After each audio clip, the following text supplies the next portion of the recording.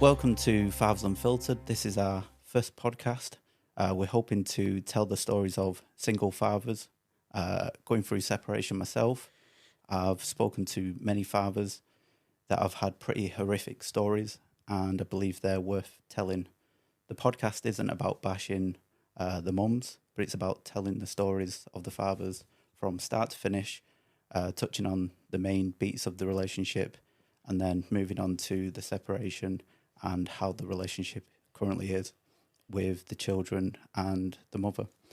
The long-term aim of the podcast is we'd like to set up a charity helping single fathers get low-cost housing near their children.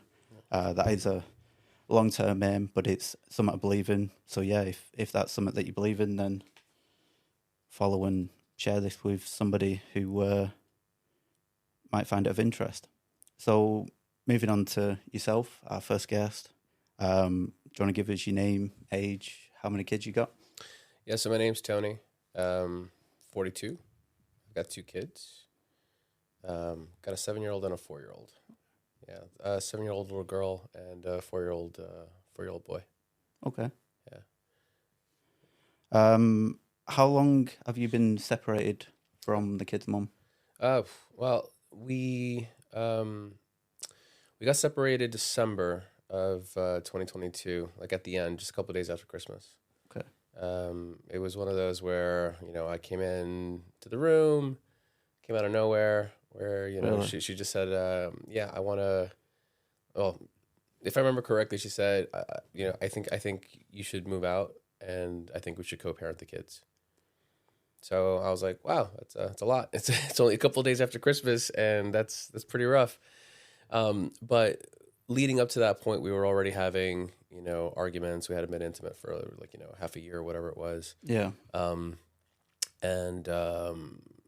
already been talking to some of my mates about it. Okay. And one of them was like, listen, if it gets rough, you can always crash at my place. And so it's like I knew that I had a place to go.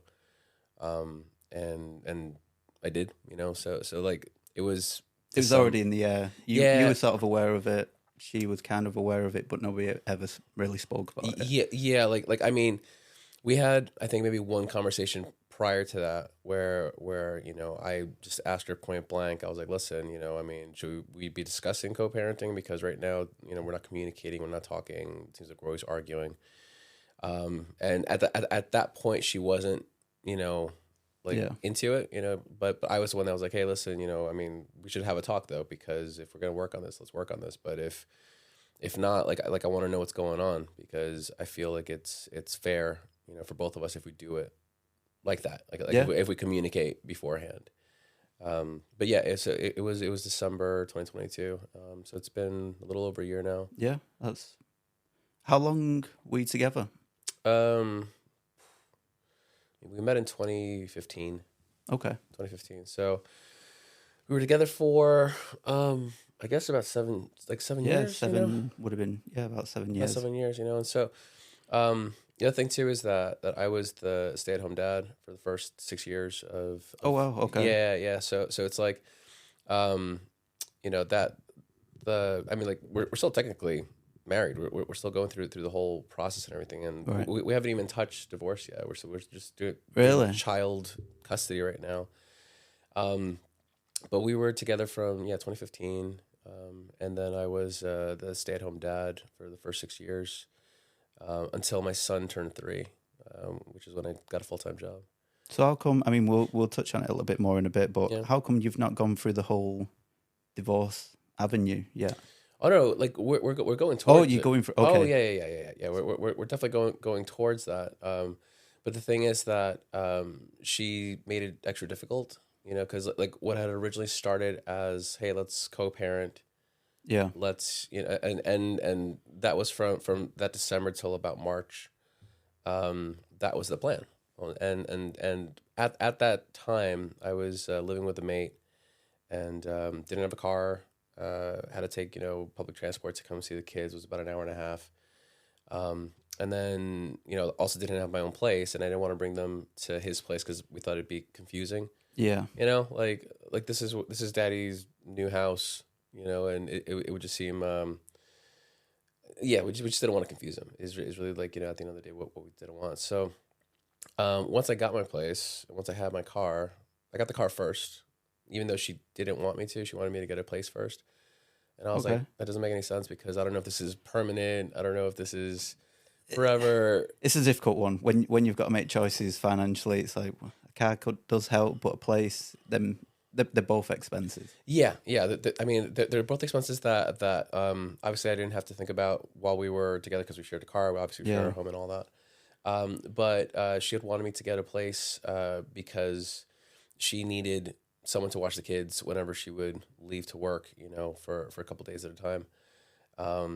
And I was like, look, you kind of can't have your cake and eat it too, like you want me to leave, but then you want me to kind of be there, and then leave again, so it's a bit of a weird one. And then also if we do decide to mediate or get back together, we've got this lease now that we'd have to pay off. I'm like, it doesn't make any sense. So I got the car first because I was like, look, if there's an emergency, if I got to get to the school, if I need to, it allows you to get around a little bit more, especially when you've got to move.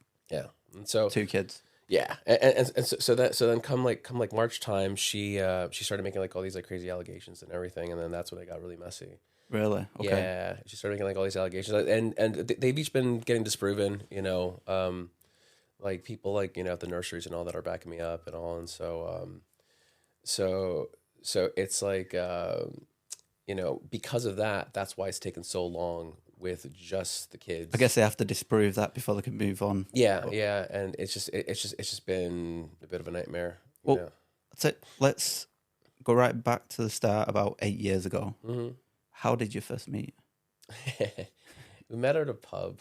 Really? Okay. I mean, we would call it a dive bar back in, dive bar. A dive bar back in New York. Yeah, we met her in a dive bar. I mean, so it was in Brooklyn, and even though Brooklyn is a big place and the neighborhood's a big place, you can tell when somebody is not from around there because you've just never seen them around, like just even walking around. Oh, right, so it's that sort of small. You're at Brooklyn, and then you think it's a... Yeah, well, I mean, it's huge, but even in that setting, it's like, there's little pockets of neighborhoods and stuff, so it's like if someone that's not from around there does come through, like you still notice, it's like, I've never seen this person around here before, and it was one of those. I think I'd gone outside the bar to smoke a cigarette, and that's when I first saw her, and it was just like instant attraction. I was like, oh wow, okay, like I've never seen you around here before. Yeah, and then started chatting her up and everything, and then we just became inseparable. It was just one of those where we were seeing each other every day. She was still living in England though. She was only in New York for like a holiday kind of a thing. So like for about 3 months. Okay. And then she would leave, come back to England for a little bit and then come right back to New York. That's what she was doing for a while. And so, how was the relationship when she'd vanish after 3 months? I'm guessing. I mean, she'd be gone for like a week or two. Oh, like, okay. So it was a week. Yeah. 3 months a week, and then Like okay. she didn't have like a full-time job or anything like that here. She was temping, while she was in the UK. But then she'd go to the States, and for about 3 months she would take like performance classes and stuff like that. Okay. She was a performer, and so then like it was working out all right. There were some red flags that were coming up like at the very beginning. That now when I look back, I'm like, oh right, okay. Yeah. I probably should have clocked that a bit better, and save myself like the hassle. You always notice them in hindsight. Oh yeah. Like I absolutely love that the kids are the product of everything. Like I love my kids; they're awesome. However, like those little red flags, Yeah. if I'd clocked them back then, I mean, they wouldn't be here. But I also wouldn't have gone through what I've been going through for like the past couple of years. So you gotta like take the good. From the bad, I suppose. You have to try not to think too hard into that. Yeah. Like, I mean, so one of them was, I remember early on, maybe a couple of weeks in, we got into an argument about something ridiculous, like something that didn't really matter. And I don't, cause like, and I say that because I can't even remember what it was, but it was just something, like maybe, like forgetting to bring something home, okay. Or getting somewhere like a couple minutes late, whatever. It was something. Anyway, we get to this argument, and my my whole life, whenever I've gotten into an argument with somebody, I've always, chosen to leave the space to go get some air because I've always thought that that was a better approach. Kind of taking a break. You got two boxers in a ring, even they take a minute between rounds to kind of, I get you. you know what I'm saying? Like go to their corners, think about it for a second, come back, and then, we're a little fresher. And so, I wanted to do that. And I was like, listen, I'm going to go for a walk. I need some air, and let's just cool off and then we'll talk in a bit. And she was like, if you walk out that door, we're over. We're done. I'm like, no, but I don't want to say something that I'm going to regret, or, have you say something you're going to regret, or just keep shouting at each other. I don't want to do that anymore. I'd rather, get some air when we can reconvene. And she said, she's like, listen, if you walk out, we're done, because I don't ever want to walk away from each other, angry. I want us to always be able to kind of, figure things out before moving on. And I'm like, and part of me understood that logic, but then in hindsight, I was like, okay, you were kind of keeping me like emotionally hostage.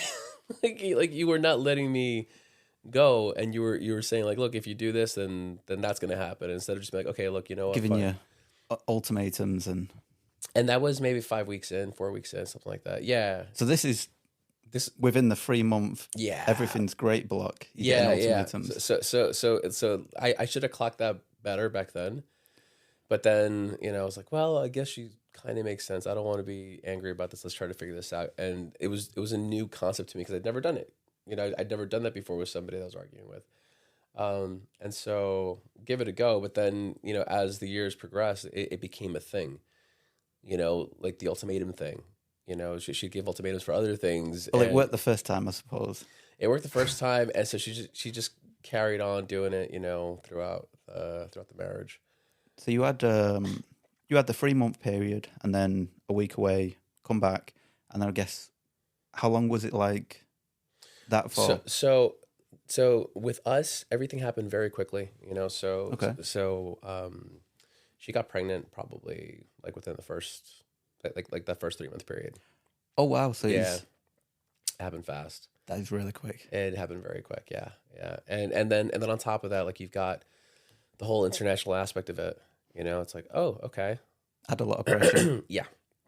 Yeah. Just, it was a lot, to have to deal with all in that era. Cause like my life was, in New York, like that, like my friends, my family. Yeah. I had a band at the time there as well that was doing pretty well. There were a lot of things that were going really, like just on the up and up for me. And then, I remember we were talking on the phone and she started like just saying that she, like her like breasts were like tender and, she was getting like these kind of, changes in her body, but she didn't know, why. My sister like was also pregnant. So my nephew and my daughter are only 5 weeks apart. So like my sister was also pregnant around the same time or at the same time. And so my sister was telling me, when I first got pregnant, like she was describing the same symptoms that my partner was describing, but she didn't know that she was pregnant. And she telling me, I was like, oh no, she's. Oh right, so that was. Yeah, she's definitely pregnant. I was like, that's how it came out. Yeah, because she's like, yeah, I've just been like, I've got like this little like a little bloated. It just won't go down. I'm like, I'm like, by any chance, are you tender? And it's her spot. And she's like, yeah. I'm like, okay. So what was this, around week 8 or something like that? I mean, and I was like, oh wow, because I mean, this had never happened with anyone that I've ever been with. Yeah. And I was like, okay, and then and then we, she took the test and everything, came back, positive, and then she told me, she's like, I'm gonna keep the baby. I was like, okay. What were your thoughts at first? Like, I mean, I was scared, definitely scared. I did tell her, I was like, listen, whatever you choose to do, like whatever you want to do, I'll support. And then she said, like, well, I want to keep the baby. And she said, if you want to be a part of that, like you can be, but you don't have to be if you don't want to be. she gave you a choice. She gave me a choice, yeah, and I had a chat with a couple of friends, like got very different perspectives, opinions. Some people were like, forget you ever knew her, just like, walk the other way. It's a difficult one. Yeah, and I was like, I can't do that. I'm like, that's horrible. And Is she a child? exactly, and so, with my own father, like I had issues with him growing up. Like him and I barely speak at all. It's getting a little better now, but I mean, I went well over a decade not talking to him at one point, and so, and when I was a kid, I wanted to be a dad. Yeah. Like when I grew up, like I knew that I wanted to be a dad at some point, and I didn't know that this was going to be the way that it was going to go down, but it was, and so I was like, you know what, like yeah, like I can't sleep, like I won't be able to sleep well at night knowing that there's a child out there that is mine, that like doesn't know who her real dad is. I'm like, there's no way, I can't do that. And at the time, like, obviously I was already in love, with my partner. So I was like, okay, you know what? Like, This could work. This could work. Well, we're going to try to make this work, and do the best that we can. I will say it was the best decision that, that I could have made, because again, like my daughter's awesome. Like she's an awesome kid. I think for the sake of the kids, it's always good to say it's the best decision. No, it is. Yeah. Well, but yeah, there's that too. No, but I mean, it is the reality of it. Yeah. Like when people are faced with that decision, it's like, yeah, like, am I going to do this? Am I not going to do this? Like all those thoughts are going through your head. I just knew that I wanted to be a dad, from a long time ago, and because my dad didn't do a great job with us, I was like, I'm going to do the best job that I can with mine, and not do the things that he did, and just be there, like really be there for them. And so then when she was born, yeah, like I flew over from New York, and the idea was to get a 6-month holiday visa. And they checked my bank accounts and everything. They're like, there's no way that you can survive here for 6 whole months. Like, are you planning on working here? I was like, no, really. And I didn't want to tell them like straight out that it's because my kid was about to be born. And because I in my head, I was thinking it's kind of none of your business. But yeah. But they put me in the room with the fake, fourth wall. Like, don't walk out of this room or the alarm will set off. We need to check credentials and blah, blah, blah, blah. And they had to call her up, and she's like, I'm heavily pregnant. Like, you need to let him in because I'm going to have this baby any day now. And so they gave me the 6-month visa, but like, I just stayed at home. I stayed at home with the baby. Couldn't drive, obviously, didn't have a license or anything like that at the time. Didn't have well, she had the car. But I was just with the baby, like all day. And because she started going to work pretty soon after giving birth, like I was doing the night feeds and everything. And it was just me and my daughter. Okay. Just I guess, bring it back a little bit. Yeah, sure. In the run up from your ex finding out she's pregnant, what was that like for you? Did anything at all change? In the run up to finding out? Well, I mean, from finding out to the point of when your first child was born, personally, nothing changed for me. Real, yeah. Like, I mean, nothing changed for me until I held her. That's when things changed. Because I had no idea what I was doing. I had no idea how I was going to do it. I didn't know. And then it was like the moment that I held her, that was when I was like, I know what I got to do. Yeah. It's like I had this moment. I was like, okay, I got it. Like, it's you, like you're everything now. So I'm just going to focus on making sure that you're okay. So with your relationship with your ex, once your child was here, did it change at any point, or was it the same, or did it improved, or it improved? It did improve. Okay, definitely, yeah. So things were very different when it was the three of us. She was a lot more involved. I mean, she'd go to work and stuff, and I was with the baby all day. But then when we would sing her lullabies and things like that, she would sing with me. Or if we were giving her a bath, if it was an evening bath, then she'd get in there, because she wanted to spend time with the baby. so and then we got I guess closer as a couple, but we were also not doing anything that couples do, like it was like that was the gig, was just being a family, but we weren't, going out on dates, we weren't going out on walks, we weren't really spending any kind of like alone time together.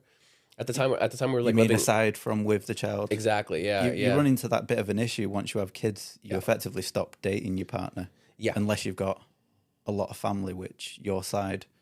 Well, so like my entire family is like over there, but I mean her parents are here, So at the time we were actually living with her mom, Okay. and so that also didn't like really help things, because I mean it did and it didn't, because she was an extra pair of hands to help out, but at the same time like that Privacy. yeah, it wasn't really a thing, So, um, but we were kind of focused on, okay, let's be a family, let's make this work, because again we also didn't know each other for very long, but also throughout the pregnancy, like at one point she was here in England and I was still in New York. I mean, she was here for about 3 months. Like the last trimester, she was here.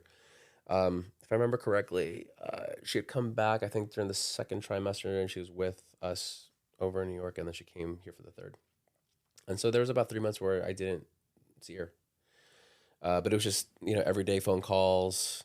Yeah. Her showing me how big the belly was and all that. And so we were bonding and getting close, and there was like a golden era where things were really good, and it was during the pregnancy, and then for the next couple of years afterward. I really fell into the groove of just being the stay-at-home parent, and me even like saying just as the stay-at-home parent it's wrong, because It's a big job. it's a big job. I mean, I was exhausted, like shattered by the end of the day. Yeah. Whether it was just walking her all over town, because again, no car, it was like rain, shine, like we were just always out. As she got older, I was taking her to all her clubs, like her swimming clubs and her little, gymnastics clubs. She did this, it's like tumbling, class. Yeah, I know what you mean. Yeah, so stuff like that. Yeah, I mean, it's a job, and it's, I feel that a lot of people just kind of like, oh, I mean, anybody can do that. It's like, I mean, It is really hard. I've had periods where you have the kids full time in the past, and it's it can be maddening sometimes, because I don't know how some mums do it. It's yeah, well, and that's the thing is our situation. It was like a full, like I guess, like gender reversal. Not your traditional, um, uh, you know, nuclear family. Dad goes off to the factory and mom's making pies at home. It wasn't like that at all. It was like I was the one cooking all the meals. I was the one, washing up and doing the laundry and taking care of the kids and stuff. And she was the one that was off at work.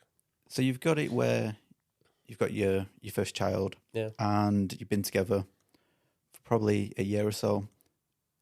Had anything significant changed at that point? Did you get your own place? Because now you're still living with Yeah, her so parents. so what had happened was we had to then go to the States to get my visa sorted so I can actually live in Okay. the UK. So I believe that's not cheap. no. It's- And it didn't go through the first time either. Okay. So that was just money just burned. And it's because we did it on our own. So anybody listening, if ever you're going through that process, get a solicitor. It's so much easier. I was actually just talking to somebody earlier today about that, how they tried to do it themselves the first time, and then it got denied. But then when they got the solicitor, then they actually got it through. But had to go through all that. When it didn't come through, she had to come back here to start her full time, and I was, in the States with our daughter, and that was stressful, But we still, kind of Yeah. managed to keep it together. And then as far as like things like degrading, there were things that she did that my family pointed out, Oh, right. So people, yeah, that I wasn't seeing because like I'm just focused on raising my daughter. I'm focused on trying to be a family. I'm focused on all these things, but it was just like very disrespectful things that she would do. what like? Oh man, like So she, what like one of the ones that was not great. I mean, she just like passed gas like in my face, like and like Oh wow. have a laugh about it. Yeah, That's, yeah, like stuff like that. I was like, that's not funny and not cool. Like I don't do that to you, or yeah, she would try to like do things to kind of like is it like emasculate? Yeah, like to like emasculate me and I couldn't imagine her ever doing that. exactly. Or if I did do it, you'd get. Who would accept that? That's what I'm saying. Yeah, and she did this the first time she did it in front of my mom when we were still in like stateside, and my mom like called her out on it, and she's like, "What? Like I'm just joking around." And it's like that's not cool, and especially and doing it in front of like somebody's mom too. So my mom already was like, "Yeah, I don't know, if this is a great idea." And I was like, "Well, Well, like I don't know what to do." But there are other examples too that are just even just. I mean, the word that we would use is grimy in New York, but there were just things that she would do. I was like, "There's no need for that," and then also just like she would expect me to just kind of like pick up after her. So she would come into like the living room and say like eat like an entire thing of ice cream, like a Ben and Jerry's, and then just leave the tub there, like not even up, just on its side with a spoon, kind of like just dripping out. And I'm like, Ben's right over there, and she just didn't care. She just expected me to pick this up for her and doing the little things. yeah, and I'm Yeah. like no, like like that's not cool. So those things were already happening, but I just wasn't making a big deal out of it because I was just, well, this is just who she is. I was trying to like accept her for who she was, and my family was like, like that's just not cool. I would never do that to somebody, and the fact Yeah. that she's doing this to you and you're the father of her kids, like there's a level of disrespect and like disconnect that's not there, that should be there if you guys are going to try to make this work. So did you eventually get your own place? Yeah. So we got our place. We had a flat. Okay.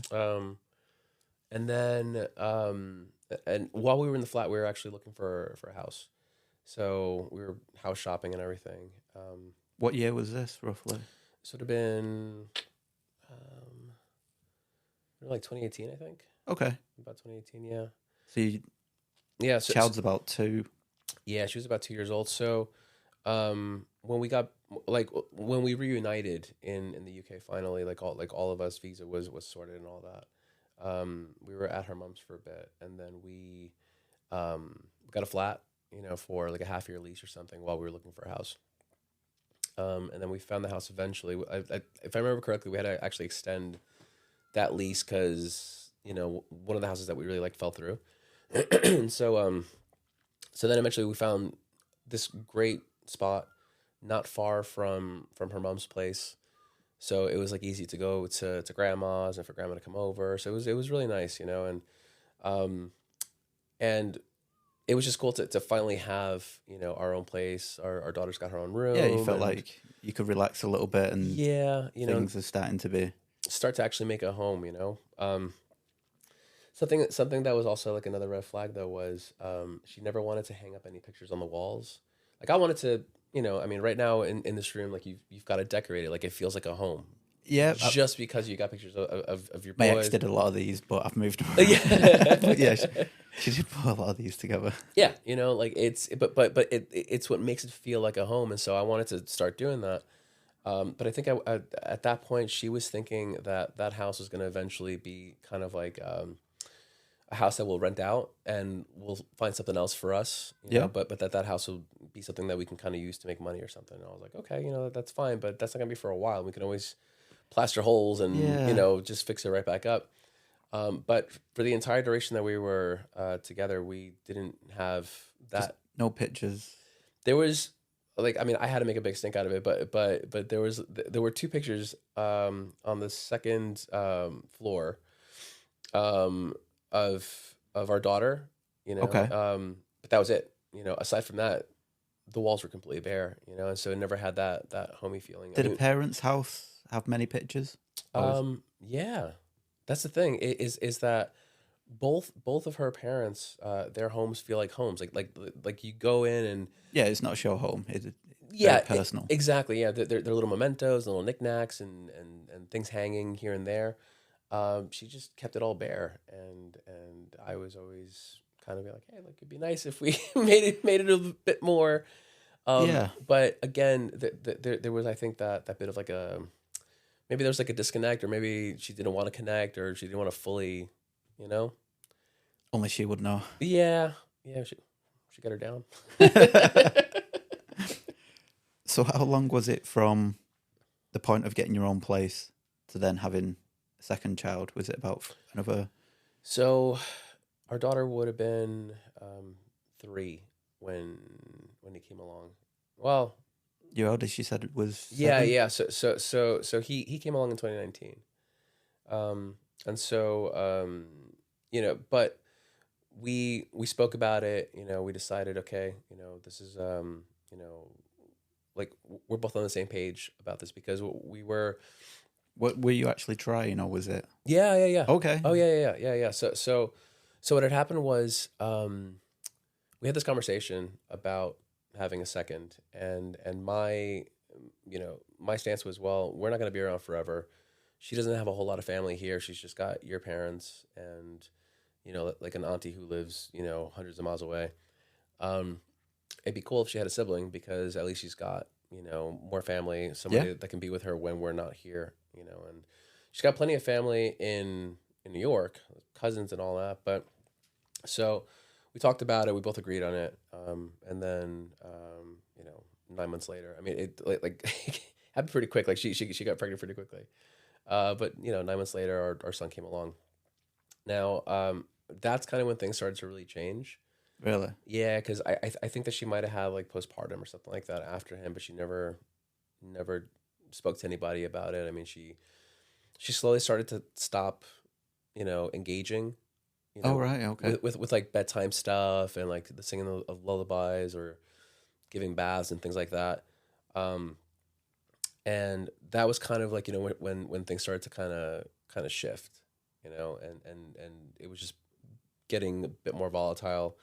Never like we never had like a physical type of argument or anything like that, but it was just like the putting me down kind of a thing. And but that's kind of when it all started, was not long after that. Second. Yeah. Was the first pregnancy any different to the second pregnancy? Yeah. Oh yeah. Yeah, because the second pregnancy was a lot more, it was a lot smoother. You know, like we were both in the same country for Yeah. starters. Yeah, that's fair enough. So there was that. There was also just not always like moving around. We had the house, so there was already this like foundation that was set up, and so that made it, I think, a lot easier. And plus, going through the first one, you learn a lot about Yeah. just life in general, right? But also just what to do in certain situations. You're not lost the way you are, I think, with the first one. The first one, you're just trying to figure out what to do. You are very much blind Yeah, like going into the whole. and people can give you advice and be like, this is what you want to do. In Irrelevant. one ear, out the other. Yeah, like none of it sticks, and you're just just constantly figuring it out. But then, Yeah. with the second, it's just a whole lot easier, and even taking care of him too. I mean, he was a really happy baby, like That's good. like really happy. Just and I knew what to do. I mean, he was a boy, so there were a couple little differences, like changing nappies or whatever. I learned real quick to keep certain things covered so I didn't get sprayed. Sprayed. I never had that. Oh no! I've got 2 boys. I've never had once. It happened once. I was like, nope. Like, we're gonna not let that happen. But like those little differences, right? Yeah. But it was easier. I mean, for me, like I thought it was a lot easier. But then like that was like when I noticed there was a shift in mood, on her end, and it just progressively got worse and worse and worse and worse. So where you saying I guess it got worse, was this over like an extended 2-year period you mentioned? Yeah. And up until that point too, like I said before, we weren't doing the couple stuff. Like You've not been doing it the whole. the whole time. No date nights. No, like, oh, it's the last Friday of the month. That's mommy and Yeah. daddy night where we get to go and, have a drink or go to the cinema or something. None of that, So it was, just me with the kids. I don't think I wasn't driving yet either. When our son was born, so I don't think I was driving yet. Which meant that I was still, walking everywhere around town and everything. And so like I was busy, Yes. with the kids. She was busy with work, right? But then at the end of the day, we'd have, I'd cook dinner and then we'd eat. And then I'd go to put the kids to bed. And at first, yeah, she would get involved, but then little by little, it was just kind of not. And I was like, oh, So you're just running through your routine yeah. day by day. And she would work, and then right after work, the other thing too is also she was working at the time. She was working from home, so it's not like she was even driving off, to an office or anything like that. She was down the hallway. She was right there.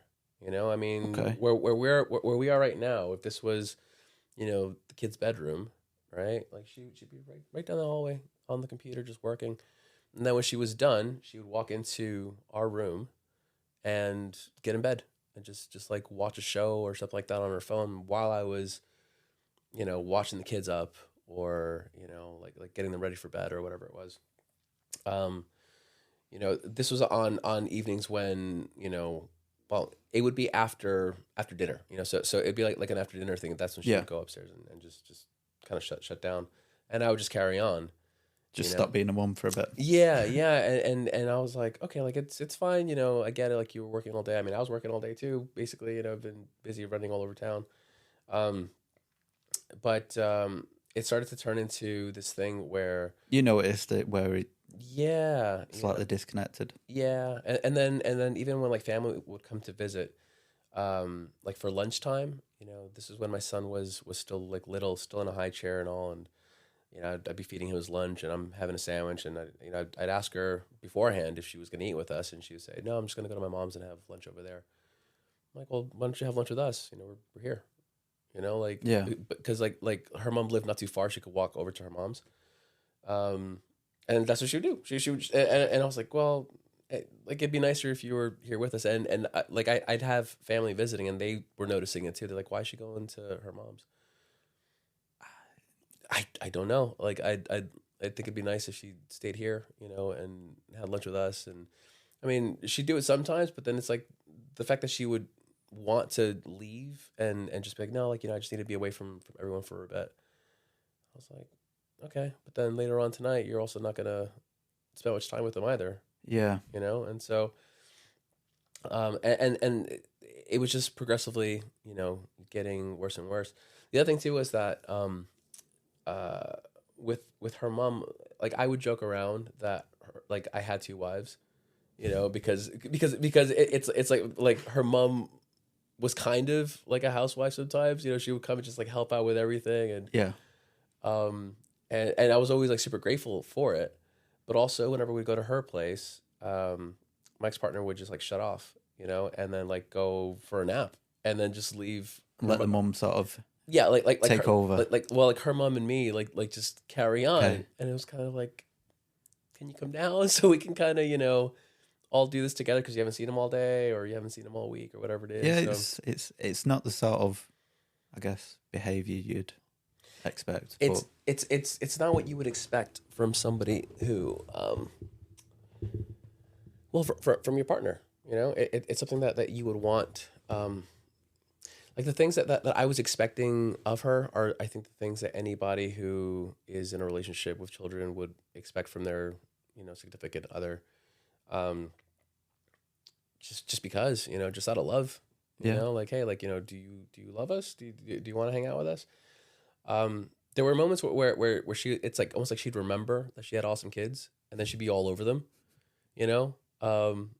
and then there were times where she would just kind of forget, and she would just kind of be doing her own thing. But it's like, because they were my full time, I never had a chance to forget. I was just Yeah. no, like they're my thing. Yeah. So when you've had your second child, was there any significant changes between then and the point of separation when that occurred? Yeah. We weren't being intimate. Like that was starting to become a thing of the past. Yeah. And the last 6 months before we split, we just were not at all. Just not connected. Just yeah, I mean, I'd get in bed and she'd be facing the other way watching something on her phone, like watching Netflix, like headphones on or whatever. Sometimes without, and I'm trying to sleep and she's just got it, I'm like, I'm trying to sleep and you're watching, this show. It's just driving me. But yeah, we just, it was just a steady, decline. There were things that I tried to do. Like I tried to take her out a couple of times, tried planning things out, and she wasn't having any of it. Really? So Yeah. even when you attempted, Yeah, there was. did you end up going or? No. Oh, okay. No. There was this one time, I'd called her mom, and I was like, listen, I want to take her out, and can you watch the kids? And it's on this day from this time to this time. I need you. Like I had the whole thing planned out. I wanted it to be a surprise. I think it was her birthday. It would have been her birthday, and she wasn't having any of it. This was the same year that our son was born, and so she felt that she still had baby weight on or didn't look her best or something like that. And I was like, I'm like, Yeah, who cares? Who cares? Like, it's just you and me going out. Like, you're going out with your partner. Yeah, like, who cares what anybody thinks? If you want to go on sweats, wear sweats. We'll go somewhere where sweats are totally appropriate. Well, I'll change it around. But I just want to go out, and have an evening with you and enjoy each other's company. Yeah. I wonder if that's like a self-confidence thing or... Probably. Or if it's an excuse. But well, I mean, I don't know. I started picking up on insecurities, things like that, And I mean, everybody's got them. Everybody's got something that they're insecure about. But hers were affecting our relationship to the point where we couldn't go out. Like we couldn't have a night out and, just kind of enjoy each other's company. It's like, okay, at that point, maybe something needs to happen. Maybe, a therapist needs to be brought in or something like that. Someone who knows what they're talking about. Yeah. Because there's only so much that I could do. We need to either save it or something else. Yeah. And so after that, I was like, okay, so no surprises or anything like that. And then the last anniversary that we spent together, this would have been a couple of months before the actual, like, I want you to move out, I want a co-parent thing. I took her out to I took her out for a curry, at our favorite spot, and took her to this dance performance over by the Keys. And during dinner, she just looks so disinterested. When you're on a bad date and the other person's like literally in front of you doing this, like they're on their phone and they're checking. I get you, yeah. And so she's doing that, and I'm thinking, like, can we talk? Can we? Totally checked out. Yeah, just off. We get in the car, and we're driving to the theater. She falls asleep in the car, so she's sleeping now in the car, and I'm just driving her to this thing. And then we get to the car park, and she's all like, "Are you upset at me?" I'm like, "Yeah, like, yeah, I actually am." She's like, "Why?" I'm like, "You've barely spoken a word to me all night, and you're falling asleep in the car." And she's like, "Well, you know that curry makes me sleepy." I'm like, no, like, no. Never heard that one before. Yeah. She's like, well, because like I was full and this. I'm like, no, it's something else at this point, and I did have a sneaky suspicion that she might have been seeing somebody else, just because of certain things that she did leading up to the split. Yeah. So for years we had the same phone passcode, all right, and I've never been like a jealous partner. I'm very much of the mind where it's like, okay, if you decide to do that, yeah, if and when I find out, then we're just done, and that's that. You messed up. I'm I don't want to be with you, and that'll be that. I'm not gonna fight to be with you, if you don't want to be with me, kind of a thing. Yeah. And so, throughout, our relationship, I was always like trying to get her out, like go hang out with your friends, go, like just totally not that guy. And so we had the same passcodes for years because it was just easy with the kids. If her phone was there and my son's like, hey, like, can I watch Disney or YouTube? Whatever. Yeah, boop, boop, boop, boop, boop. There you go. And she had my passcode, so it was fine. And then one day she gets back from going out with my daughter. They were at one of her classes, and she says something about how, because our daughter had memorized her passcode, that she blurted it out in class. And so therefore she decided to change it. And I was like, that doesn't make any sense, like, at all. Like, what are you talking about right now? Yeah. And she's like, well, I just decided to change it because, and I was like, okay, well, what's the new passcode? Well, I don't want to give it to you. I'm like, wait, what? Why? I'm like, why? Yeah. And she's like, well, just because I just want to have like some of like, my own things, and, just have her own space or whatever, I guess. I'm like, we're married. We're not like, just going out or anything like that. We've been together for years now. What's the big deal? I don't understand. I don't get it. And then she changed her computer password as well. And up until that point, she had not been taking care of herself either. Like, she was like, I thought she was depressed. Like, she wasn't just maintaining herself. Yeah. And then all of a sudden she was, and I was like, I don't know, and so I started noticing those things because it's happened to me before. Yes. And there are signs, and then I did bring it up to her via text message, I think it was, and she wrote back because she was on a business trip, right? And she wrote something back like, this isn't the time to discuss that. Instead of just saying no, instead of just saying no, like, no, absolutely not, like, I would never. It's like, no, this isn't the time to discuss that. What? Like, what are you talking about right now? And so there was that as well, So on top of everything that was going on, that, like, this is why when she broke the news to me, I wasn't angry. I wasn't shocked. I was disappointed because, okay, this is the way we're gonna go now, But there were things that had happened, like signs, red flags, whatever you want to call them, that were just pointing towards something else happening. It kind of just confirmed something that you've known for probably a year and a half, 2 Yeah, years. yeah. And I was just like, okay. I mean, there is a couple of things there. I mean, changing the passcodes is a big one. Changing the passcode is a big one. I mean, I didn't change my passcode until after we were done. But that's just because I was like, I don't ever want to use this passcode again. Like, I feel like this passcode is now like cursed. So I was like, I'm gonna get rid of it. And I changed it to something else. But it was the same. Like, they were both the same for years, you know. And then to all of a sudden start changing things just because, and then giving a weird, reason for it. I was like, I noticed something similar. yeah. Yeah. So then, the breakup, I guess she came out the blue. Had anything changed that day, or was it a pretty much normal day and then all of a sudden it... No, so that day, I had gone to a mate's house to go pick up my guitar, which he was holding on to. And so I drove out to his place, which was like a good 25-minute drive away. And I mean, since coming to England, I mean, when I got here, the first thing you asked me was, "Do you want a brew?" Yeah.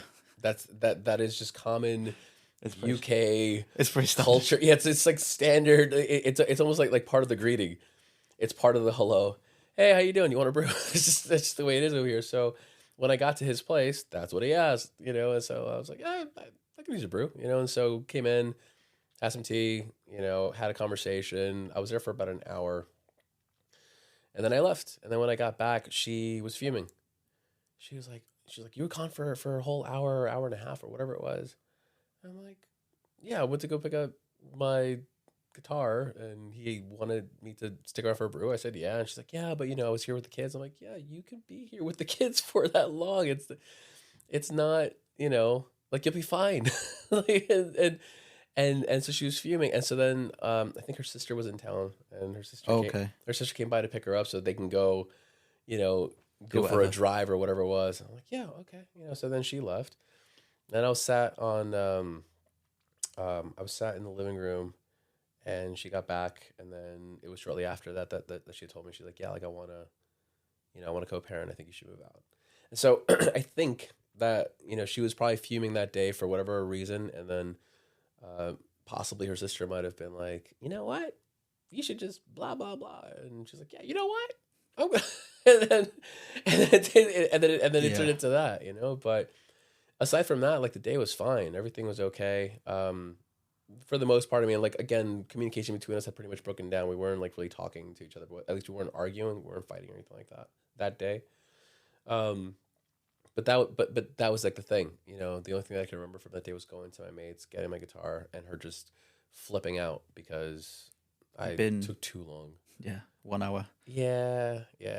So was it, I guess, amicable at the start? Or Yeah, kinda. I mean, we were both like stressed out by it, but I'd remind her. I was like, listen, this is what you want. Like you want to do this. You came to me and said like, hey, I want to co-parent. I want you to move out. I didn't tell you to move out. And then the other thing too was like she wanted me to stay until a certain date, but it was because we were staying at her mom's while the house was getting done up. And so she was all like, you can stay until that day. I'm like, what, the day that we all go back to the house, but I don't? Like I can't come back to the house? Like, no. And I also knew that she was going to be going on one of her work trips. So it's like, okay, what you really want is you want someone to be here to look after the kids. to look after the kids while you go off. I'm like, okay, no. Like, and I told her, I was like, I'm not a piece of patio furniture. You just bring out when it's sunny and you put away whenever you don't need it. That can't be the way it works. If we're gonna do this, eventually, like we have to do this like half and half, like 50-50 kind of a thing. But it can't be just, I'm your ringer. I'm like that. Yeah, come get the kids. Yeah, I need to do this. yeah. I need help. And It's like no, like that's not the way it's gonna work. I mean, can't you call your mom or your dad? And well, like I can't. I'm like, well, you're gonna start having to do that. Like because if I'm living somewhere and I've got my own schedule, work schedule, if I meet somebody else or whatever the case might be, I can't just drop everything just because you need me to run over because of something like going on. Unless it's like an absolute emergency, they're in the hospital. Yeah, I'm there. But if it's like oh, I need you to watch the kids because I need to go to like when they're with me, I got to get a sitter when that happens. The same way that when they're with you, you're going to do that as well. And so it was a lot of that though, like just kind of having those conversations, trying to figure it out. For the most part, we were trying to work together, but there was like a lot of snippiness in text messages, things that were being misread. It's easy to be done. It really can. Yeah. And then the other thing too was because I didn't have a vehicle at the time. This would have been from late December till like mid February was when I didn't have a car. This would have been 2023, so like last year. So in that time period, it was all public transport and all that. So it would take me about an hour and a half to get to them. And if via text message or phone call, if I said something that she didn't agree with, she would just be like, well, you know what? Instead of coming at 10 a.m., just come at 3 p.m. after they're done with their classes. And then you can see them from 3 to 7. I was like, what? Like, no. Like, I can be there by 10 a.m. Yeah, but, and it'd be because she'd be upset about something that I said or something I didn't agree with or whatever it was. Yeah. And she started doing that, like cutting my time short. And I was like, no, I'll be there at 10 a.m. She's like, well, we're not going to be there, so, I'm just going to keep them with me.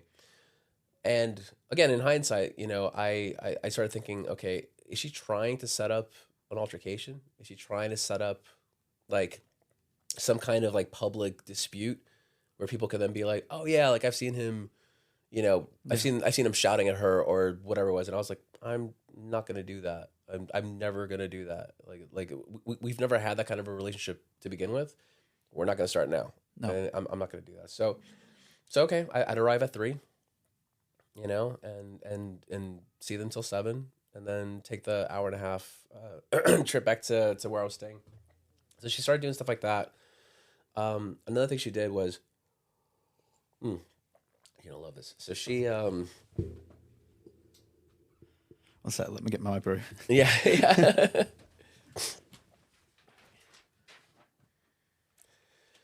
So she rings me up one day and she tells me, right, so you can only call the kids on these days and at these times. And the days were something like the Tuesday and Thursday at 7 a.m. was the only time I can call the kids.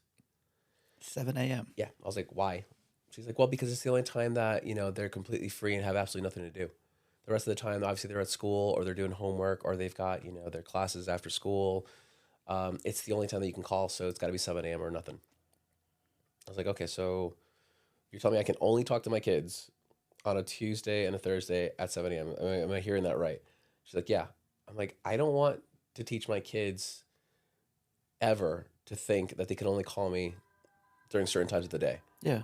If they need me, if they got to talk to me, if they need advice, if they need whatever from me, they should be able to call me whenever. It could be 4 in the morning.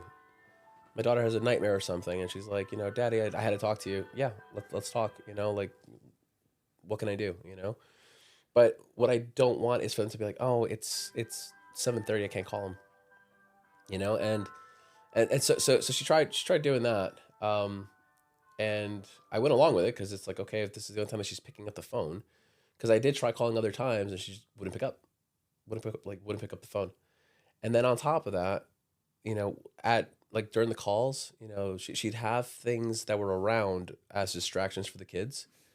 So the tablet would be on or the TV would be on, and it's like, kids, your dad's on the phone, but they're like watching, you know, something on TV. So when you're dealing with a kid, you Yeah. know, they might love you to bits, but if you've got like a Nintendo Switch on, you know, or YouTube's going on, it's their favorite YouTube channel, it's hard for them to peel My away son from does the that. same. Yeah. Once computer's on or YouTube, They're gone, you know. he's zoned into it. And then she'd be like, "Oh well, like they don't want to talk to you right now." I'm like, "Well, it's because you've got YouTube and TVs and switches on and stuff like that. You've got distractions around them. Whatever I'd have them call, for instance, my mom in New York or grandma or like their auntie, their cousins, everything else is off. Like we're talking to them. That's what's happening right now, so that you guys can actually have a conversation." But she would try to set it up so that they would be distracted and wouldn't want to come to the phone. And then then eventually we had to start doing it at around 7:30 because then the kids were just too groggy at 7 a.m. anyway, because 7 a.m. is when they're getting up. Well, yeah, it is pretty early. So it's like, oh, hey, Dad, like what's going on? They're not fully there. So then we decided 7:30 might be better. But then I was like, why are we even doing this? Like, this is ridiculous. Like, I don't want to feel like I just don't want to. I don't think that this is the right way to go. But because she kind of held all the pieces at that point, she, as well as like the board itself, she was just able to make her rules. Like it was like, well, these are my rules and this is the way that I'm doing it. So your contact was pretty much all on her terms, and Yeah. a few hours phone calls when she allowed it. And the other thing too was that because I was working from home at the time, and if like I get done, I think at 5:30 it was. So if I was to leave right after work to go see them on a weekday, I'd be getting there for their bedtime basically, like because they would go to bed by 8 p.m. So essentially, I'd just be coming over for a bedtime, just put them to bed. Clearly not hanging out afterward, and then having to go back. So the only time I was able to see them was on the weekends. That's what made sense. And also during this time, this is when those train strikes are happening. Oh yeah. So this was like last February. So there was one particular day we met in Stockport. I had to take a cab from where I was staying. It cost me about 100 quid. On top of everything else, it was like 100 quid in a taxi. And she met us at the train station because that's where we had originally said we were going to meet. So I told the cabbie to take me there. She brought the kids. I was going to take them to the cinema. Cinema wasn't that far. I was kind of hoping that she would maybe give us a lift, because they've got little legs, you know, and no, she bolted right Gone. off. Yeah, Yeah. she's gone. And then I took the kids to the cinema. I took them bowling. Took them for ice cream, like to one of those like creams spots that have like these like giant sundaes. So they were having a great time. They didn't want to go at the end of it. And that's another thing too, is that throughout the whole process, you know, the kids were always like, Dad, like, you know, when can we come to yours? Yeah. My daughter would be like, Daddy, like, we want to come live with you. You know, she'd say things like that to me. And I was like, you know, if that's something that you really want, that's something that we can talk about eventually, you know, but we're like a long way from that, you know, plus like mommy's going to want to see you too. So, you know, eventually what we're going to do is, you know, like a half and half kind of thing, you know, but Daddy needs to get a house first. I need to get, you know, everything sorted and all. How did you handle it going from full-time dad to Oh, it was heartbreaking. hardly there? Heartbreaking. It was heartbreaking. I went from, you know, like that was like my life, you know, for 6 years. Like that was what I did every day. You know, there were no breaks from it. I didn't take a holiday. She went on a couple holidays. You know, she went, you know, skiing at one point and here with her sister, and you know, went to the spa a couple of times. I was just like, you know, just up in the morning till 8 p.m. And then, of course, like every now and then in the middle of the night kind of a thing. Oh, Daddy, you know, wet the bed. All right, cool. Let me, you know, spritz this down. And just constantly, just nonstop. And so then the first thing that was really doing my head in was how quiet everything was. Like it's just so quiet. And Yeah. it's like it's almost like PTSD, I think. It's like it's like a form of like PTSD in I was just thinking of like a soldier coming back from war. They're used to the gunshots and helicopters and planes and bombs and all this stuff, like all this noise happening, right? Yeah. And then when they come back and it's like they come back to like normal life or whatever it is, and it's just like dead quiet. They start to kind of, you know, get a bit unhinged, I suppose. No, I know that sort of feeling where for a good while coming into this place after it all being lots of kids, I used to hate coming here because I knew where everything was. Nobody had moved anything because it was only me. And it was like, I don't need to go in because I know where everything is. Yeah. Yeah. It's nuts. Like I mean, I miss the messes, you know, like I and the thing was that with my kids, like, I would try not to shout because my parents would shout. So I would just keep reminding myself they're little, they're learning, they don't know how to do this yet. So let me just try to like get down to their level and, you know, show them how to do this, show them how to not make messes, show them how to tidy up. But the thing that really did me in at first was that silence was, you know, going to bed. And then also in the morning, sleeping past what used to be my normal wake up. Yeah. Because, you know, like we would get up around like 7 a.m. was when everyone started to get up. But the kids, like, you know, they're about 6:30. And oftentimes, even though my alarm was going to go off at 7, it was more like 6:45. I'd have, you know, maybe my son right next to me, like just poking me. Yeah. Like, hey. I'm like, oh, cool. Yeah, now? Okay, come on, let's go. And then, you know, like get up, start making breakfast, start getting them ready and everything. And not having that was like a lot. Like it hurt a lot, you know? And so, and then also I was staying in my friend's son's room because like he's got kids too, but they only come every other weekend.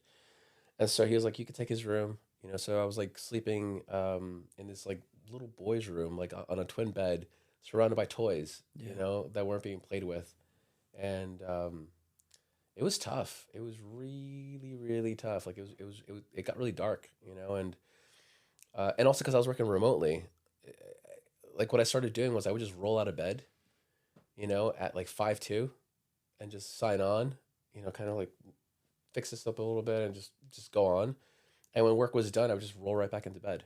Really? Yeah, like I was like heavily depressed, you know. I just, and then when I'd see the kids, it's like I'd feel like I was alive again.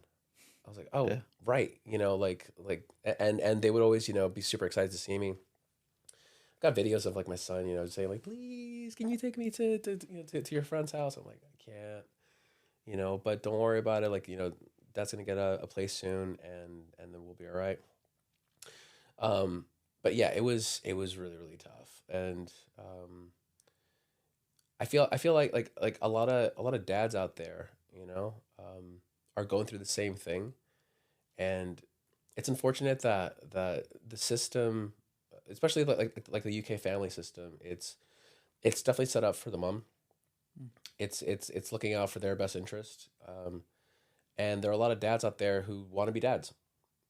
Like there are obviously fathers who don't, and Yeah. they're like, oh great, I got a free pass. I'm out of here, and I'll just pay some child support and that'll be that, or not. There are people that Oh do that as yeah. well. Um, but there are fathers who really want to be fathers, like they really want to be dads. And then you've got mothers who are maybe jealous of that, maybe spiteful, maybe because like my kids will run to me for everything because I was the one that was always there, like a fall, on the knee kind of a thing. I'd pick them up and calm them down. She'd come over and try to do the same, and if I was already holding them, like they'd push her away. Like no, like I've got everything I need right now, kind of a thing, and I know that can't feel good also Oh for no. for Yeah, her. that won't. Like she's gonna feel upset by that, and so I would always try to find ways to kind of bring her in on things because I knew that she wasn't being included in most of things. So I was like, listen, like, hey, do you want to come help me with this? Do you want to come help me with that? When we're still together and all. Um, uh, but like it was tough, to just like not have him there because I knew that they were also probably wondering like, where's dad? Like, why isn't he home today? He's been gone for a couple of days now. Like, what's going on? Especially my son. And every time he'd see me, he'd be like, where have you been? Like, I'm like, you know. Yeah. But that was the biggest thing. What was that silence? That Has it got better in time? yeah, it's gotten better. It's gotten better. I think so. Like going back to like the whole system, right? Um,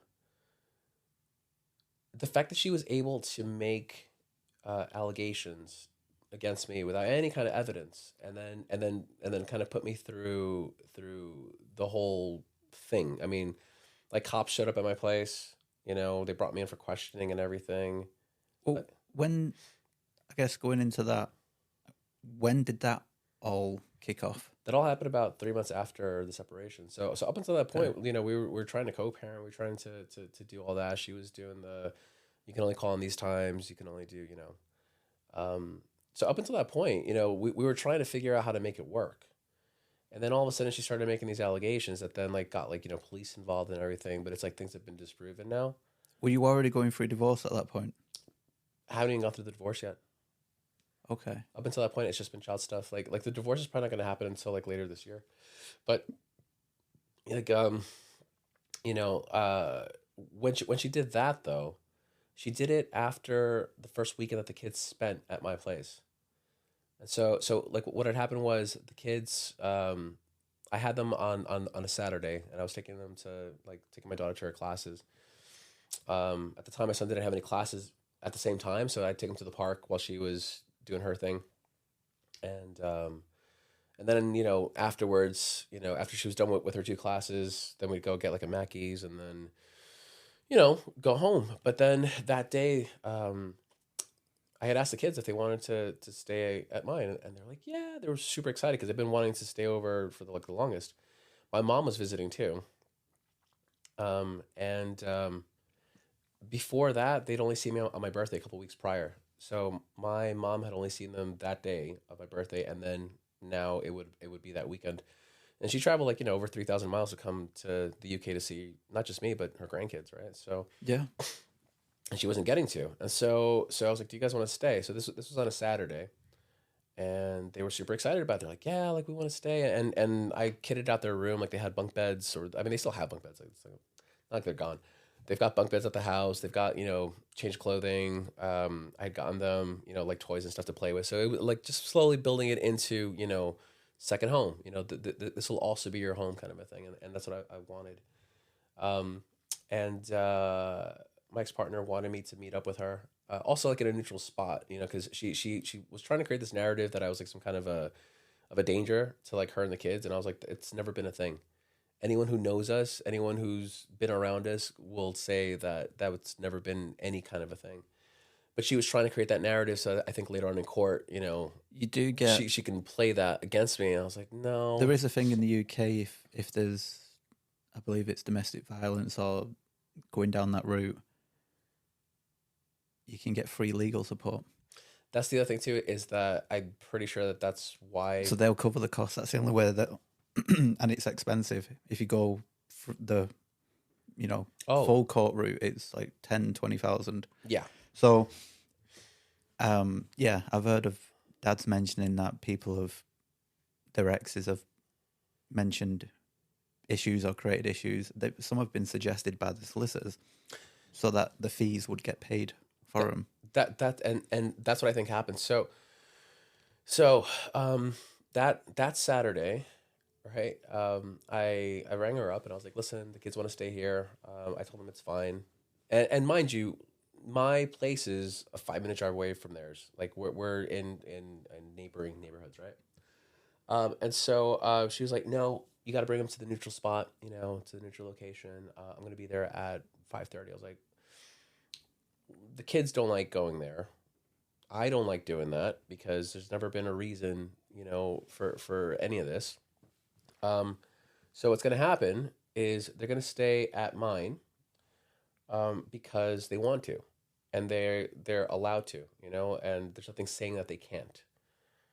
You know, there's not a piece of paper or anything like that. And so then it was after, I think after I said That's that she decided to get herself. probably a really big trigger. Yeah, that she decided to get a piece of paper, because it's like, up until that point, like we've been talking about, you know, co-parenting, about when I get a place, this is what we're going to be doing anyway.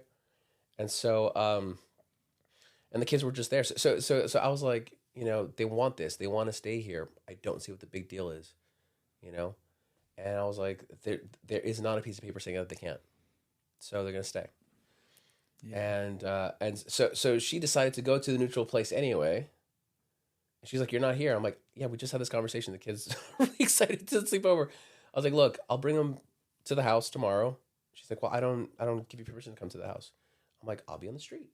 You can come to the car and collect the kids, and then that'll be that, you know? And so that's what, do you have like a tissue or something like that? Yeah. Got this little scab or something that's just,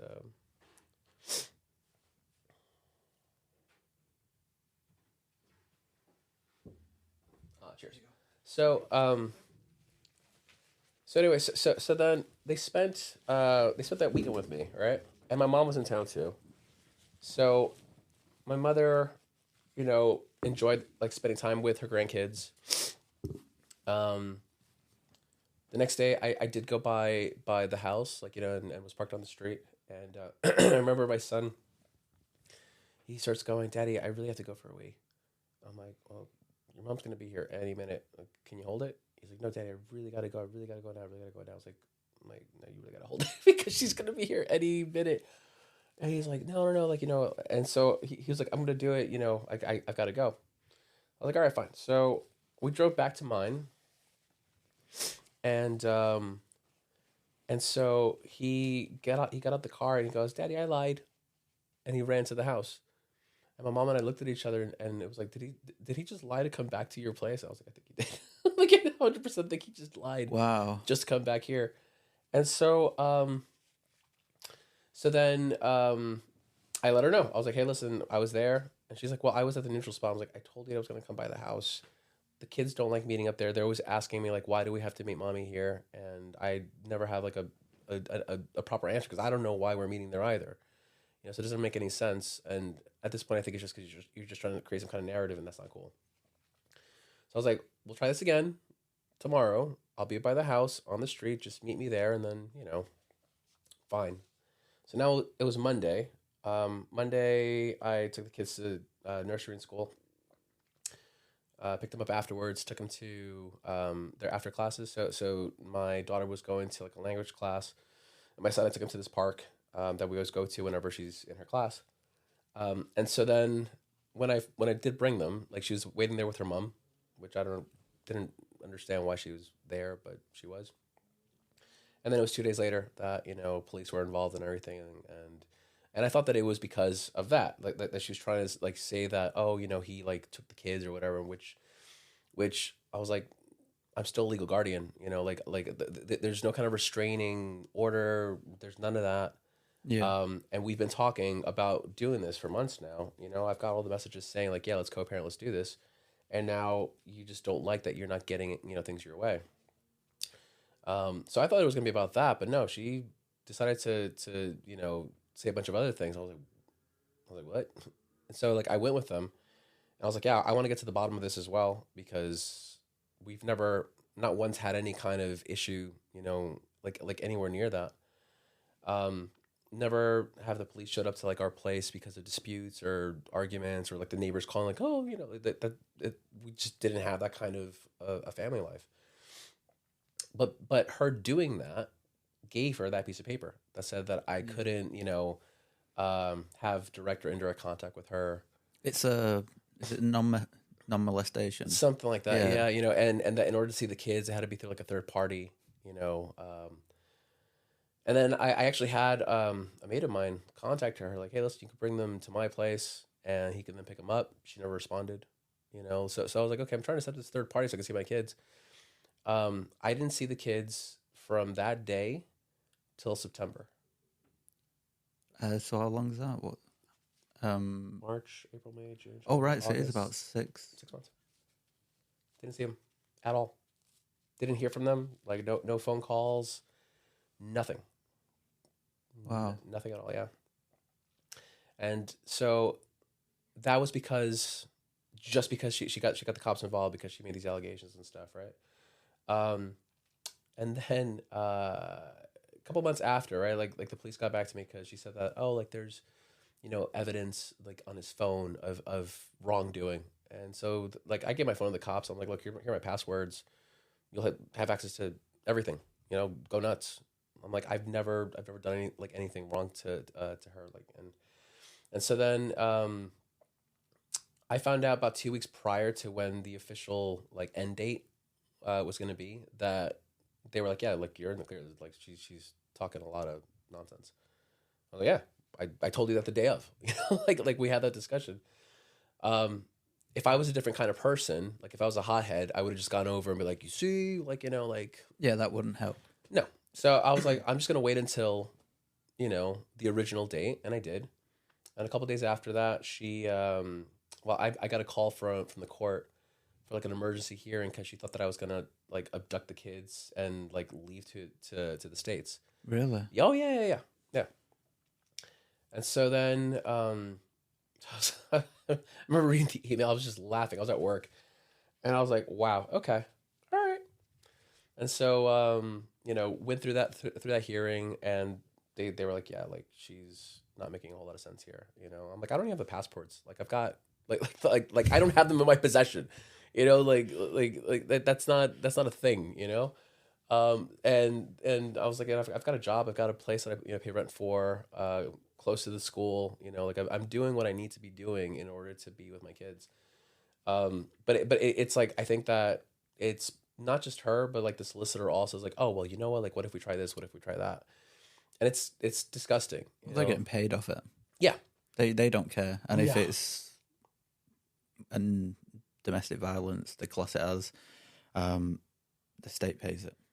It's just like the whole process has been so aggressive. Like it's like I always thought that the justice system was meant to be a fair legal system, based on proof, based on actual like eyewitnesses, based on like actual like anything that's concrete.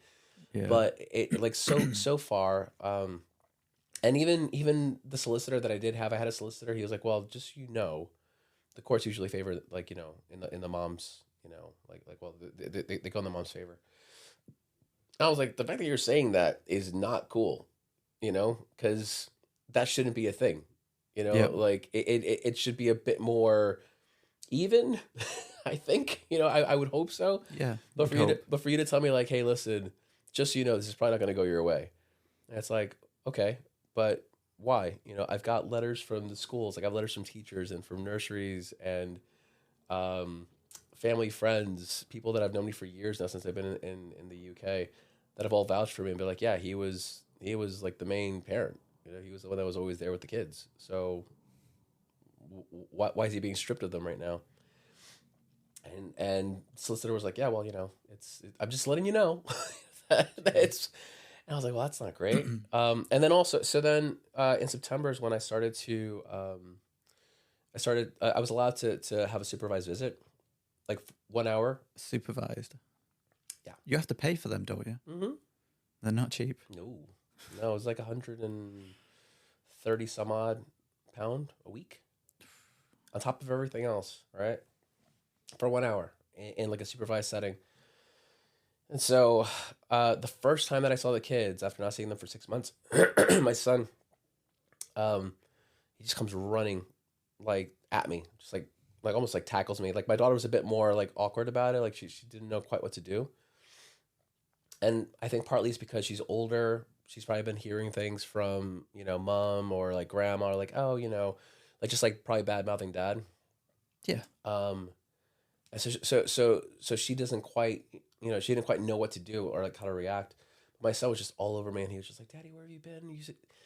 This is what he said. He said, Daddy, where have you been? You used to take us to all these fun places and you haven't taken us anywhere in so long. Like where have you been? And I'm just like hugging him, like, and also doing my best not to cry. Yeah. Because the thing was that I decided that if we're going to do this hour, I don't want it to be a place of sadness for them where it's like, oh, we're going to go and cry with dad now for like next hour. Like that's not what I wanted. I wanted, us to be able to kind of try and enjoy it, I guess. Just enjoy it as much as possible and just kind of create like a concentrated version of the way things used to be, And so for that hour, what I would do is I'd like play with them for a bit, and then I'd read to them. Like I'd sit them. I remember I sat down on this beanbag. I was like, "Do you guys want me to read your story?" They're like, "Yeah." And they both went to their spots that they always went to. Like my daughter always sits on my right knee, my son always on the left, and it was like, okay, like you guys haven't forgotten. That's good, like yeah, and it was like in my head, my heart, like everything was breaking. Everything was just like falling apart. But I made sure to make those hours, just like as about us as possible, And then my daughter actually she asked about the lady in the room. She's like who's that lady? I'm like, oh, she's just hanging out with us, She's just, yeah, but what is she writing? Don't worry about it. Don't worry about it. She's just, she's just hanging out.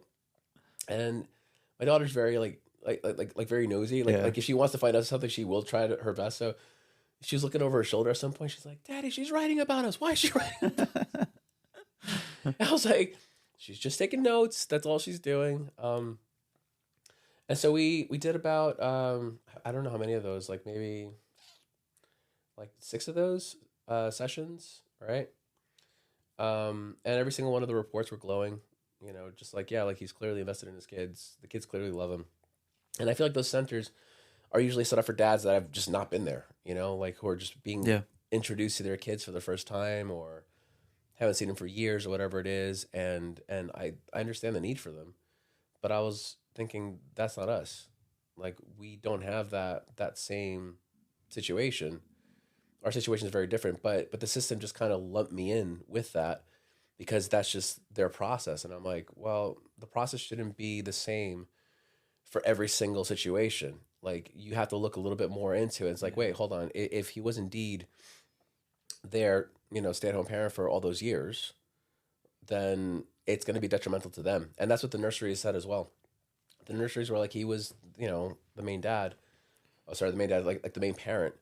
And stripping the kids of him is not going to be good for them, like developmentally, psychologically. It's not going to be good for them. Like it will be damaging if you do that to these kids. And this is coming from professional childcare workers, right? Who are not invested in this at all. They have nothing to gain. Oh no, yeah, one bad word and yeah means everything to you, but yeah, little to them. So they were saying that they were like, yeah, like, he's the main parent, you know, and was always very receptive whenever we gave him advice for things. The mom not so much, you know, like she was a bit more headstrong, like, no, I'm just gonna do things the way I'm gonna do them. And like the head worker at the school, like the owner, actually was, she always found that a bit kind of insulting, because like she works with kids all day, so she might know a thing or two about raising kids or the signs or whatever. So when she would give advice, like, it was always just met with a no. But I was always a lot more receptive. But like, you had all these people that were just like, yeah, like, he was the main guy. So for you to do that is not going to be great. How did you the 6 month period where you didn't see him? How did you manage to get through that? Was it just stick to your routine? Yeah, it was tough. I mean, so there were there were days when um I couldn't get out of work. Sorry, couldn't get out of bed to go to work, and I would have to call in. And I was like, look, I can't. Like, I'll work from home today. And my bosses knew what was going on. You Yeah. know, not in full detail. I mean, there's obviously things that They knew enough. but they knew enough. And there were like one of them had gone through the same thing. He spent like 24 grand in total in like legal fees and It's all crazy that. money. It's stupid. And I think the same thing happened where well, his ex partner was dragging her feet, and she was, getting free legal aid and all that stuff. Like, she didn't have to pay for anything, so she dragged it out for about 2 years. Thankfully, now he's fine. They're on like what's called a 2255 schedule. And he's actually the first one that put me onto that too. He was like, you should try that, because that's, it's a good way to like evenly split up the time, So, but there were days where I'd be at work and I would just be typing away or something, and then, that feeling you get like when you're about to drop on a roller coaster in your stomach. I'd get that, and then just start tearing up, and I'd have to go to the bathroom, or get some air, and just weep, like weeping, like behind the building, or I'd go in my car, and just kind of do it there. It was happening a lot more, when all the police business happened. Plus, my mom was in town too for that, so my mom had to go through that with me as well. It was really heartbreaking, and really aggressive the way that it was all done, and I was just doing my best, but there were times where I would just be driving to work, and then just the tears would just come. Yeah. And there was no like, there were some triggers, I suppose, like if I was listening to like a song or something, but I hear a lyric, or like, because I'm a musician, I play music and all, and so I used to play a lot of music around the kids. So there's a lot of songs that they now love. There's like songs by Queen, and like what you call Blue Oyster Cult, like stuff like that. Like I was playing them like a lot of like oldies type stuff, right? And then I'll like listen to them, and then a memory comes into my head of maybe like my son drumming on my drum pad, listening to the music and like kind of headbanging and stuff, and then just like, boop, that's it, that's enough. And then I'm just, or like certain movies, but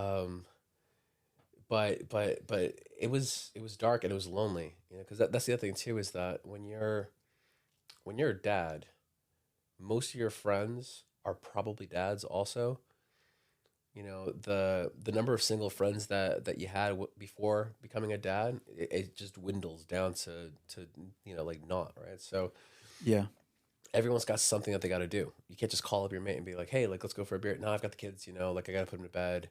Or, if it's not kids, then, there's a wife, there's like a long-term girlfriend. No one's really single, rarely, at least in my circle. And so there weren't really many people that I can call to just be like, hey, can we go out? In New York, I have a much bigger network. Like, my family's there. Obviously, like almost like my really close friends. And that was eating at me too, because if I was in New York feeling the way I was feeling, I would just hop on the train and go to my mom's, and she'd make me dinner or something, and Yeah. I'd get a hug, and just kind of like, look, it's gonna be okay. Don't worry about it. Like, you're not alone. I found it something similar. There was probably one person that I could speak to. Yeah, It's tough. it just goes really quiet. It's tough, yeah. And so I would come home. I'd put like Netflix on or whatever, just like watch a show and fall asleep on the couch. You know, wake up in the middle of the night, go up to bed. You know, wake up in the morning, do it all over again. What I am super super proud of is that I didn't start drinking. Because Yeah, I know a lot of dads will do that. gets a lot of people. Yeah, they're like, you know what? I'm just gonna drink this bottle of Jameson and drown my sorrows. It's like, no. I was like, I don't want to do that. I'm gonna do my best not to do that. And I'm not even like a big drinker anyway. Like it's not my thing.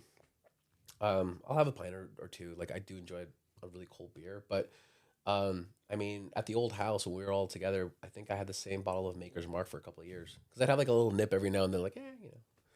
But I made sure to not go down that route because I was like, that's just not going to help me at all. It's just going to make it so much worse.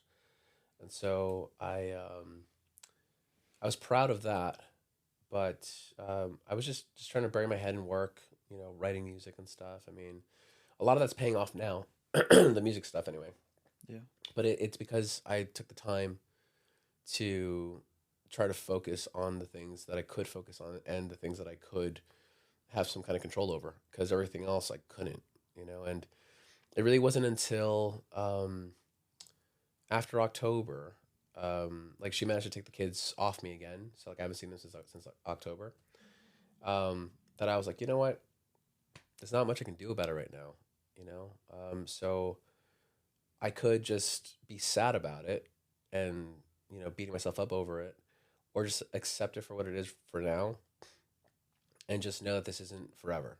Like this is all very temporary. So is that where it's at the moment? At the moment, yeah. Like I'm thinking more about where I am right now. I'm trying to be as present as possible, but also thinking about the fact that it's all temporary. I mean, maybe who knows? Maybe years from now, her and I will be on speaking terms, and all that because we're gonna have to go to the same recitals and the same gymnastics competitions and all that stuff. Like it's gonna happen. She's going to have to interact with me if we're dropping the kids off or whatever, unless we decide to do something like where like I'll drop them off at your mother's, and you can pick them up from there, and that could be the swap, house or something like that. But Yeah, that's what I tend to pick up from mother-in-laws and very rarely have to see the ex. I mean, it'd be nice, if we can make that happen eventually. I mean, from the start, I've wanted to do the co-parenting thing because that's what we said we were going to set out to do. And I wasn't trying to be unfair with her. I mean, even when mates of mine were, just like slagging her off, like I was like, don't do that. That's still, mother to my kids. Yeah. Like I know you guys are trying to be helpful and thank you because it shows you care, but it doesn't really help anything. It doesn't help me, It doesn't make you feel any It doesn't better. make me, it doesn't make me feel any better whatsoever. Doesn't fix anything. No, and so from the beginning, I've always tried being very very fair, but I have had people point out they're like she's not being fair about anything though, she's like legit saying things that aren't true. She's got a solicitor who's backing her up on this on these things. They are getting disproven, which is great, and which is eventually going to make her look not great for lying about a lot of things. I think a lot of times once they get disproven, they almost get forgotten about. Like, disproven. Let's move on to the next thing, as if it never happened. Yeah, but it's like oh no, no, it totally happened. Yeah, but that's you never hear. Okay, yeah, so you made these accusations. What should happen? Oh no. Let's just move on to the next thing, and it all just seems to go away. I mean, I honestly think that if somebody's going to make those kinds of accusations and they're getting disproven, like they should get done in for something. This should be a consequence. There should be a consequence because it's like you're costing everybody time, energy, money. Why? Because you're hoping that this will work. Like you're hoping that this is going to somehow go in your favor. Yeah. you know. And when I was talking to some mates about it, they were like, yeah, she's just, you know, throwing everything at the wall to see what sticks because she didn't really have anything, you know. I mean, um, the best you could do was lie about things, but it's like everyone that knew us from neighbors on the street, you know, that saw me every day with the kids, walking around with the kids, taking them to the park, doing, you know, like play dates, the play groups, the churches, the doctors, like I was and still probably am like the proxy parent, you know, like, you know, so if anything was to go wrong or whatever, I was the first one to be contacted. The teachers, school admin, you know, like they all knew dad. They all like if I called the school, they you know talk to me like they've known me for Yeah. years because they have, you know. Um and never once has there ever been any kind of, you know, uh, observation made by anybody like where it's like, oh, you know, that family's, you know, messed up or whatever. Yeah. It was always like the kids were always smiling, kids were always happy, you know. They never really saw mom. Mom was always like, you know, working or off, you know, doing whatever she was doing. How do you Um, think the kids are coping with it all? do you know what? Funny enough, so when I saw the kids at the center, right, they're always like super excited to see me. They also said some things that have stuck with me. The last time I saw my daughter, she asked me, she's like, "Daddy, like, how much longer do we have to do this?" I said, "Baby, it's just the process that we have to go through before, you know, you guys can start to see me, you know, like half the time." And she's like, "Daddy, we should be living with you. That should be mommy that we're seeing here for an hour a week." And I was like, "Okay." I was like, "Okay." You know, so she her saying that, like, I didn't have to put Yeah. anything in her. That was just her being honest. Um and the kids were always just like super happy to see me, like almost like this nervous, you know, happiness, you know, because they only knew that we had so much time. Um, and when they would walk them to, you know, the front or like the lobby area for her to pick them up, a couple times my son would run back because he didn't want to leave. You know, a couple times, like, you know, he was crying about it. Both kids were always saying that they missed me, that they love me. You know, like when can we come to your house? When can we come to your house? Um, and then I noticed, so uh, her solicitor will send me pictures of the kids like weekly. Although during the holidays I didn't get anything over Christmas, or like not until like the 4th or 5th of January did I get something. Like nothing over Christmas, no updates, no anything. Um, but it's just, you know, the kids did this week, blah blah blah blah blah. Just a very brief description of what they've done, and then a bunch of pictures of the kids.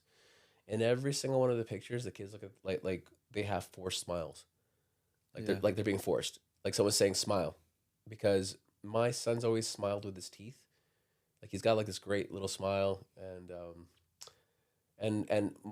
my daughter not so much, but my daughter what she'll do is like she likes to photobomb, you know, so it's really hard to get her to smile, but it's like when she does, it's gorgeous.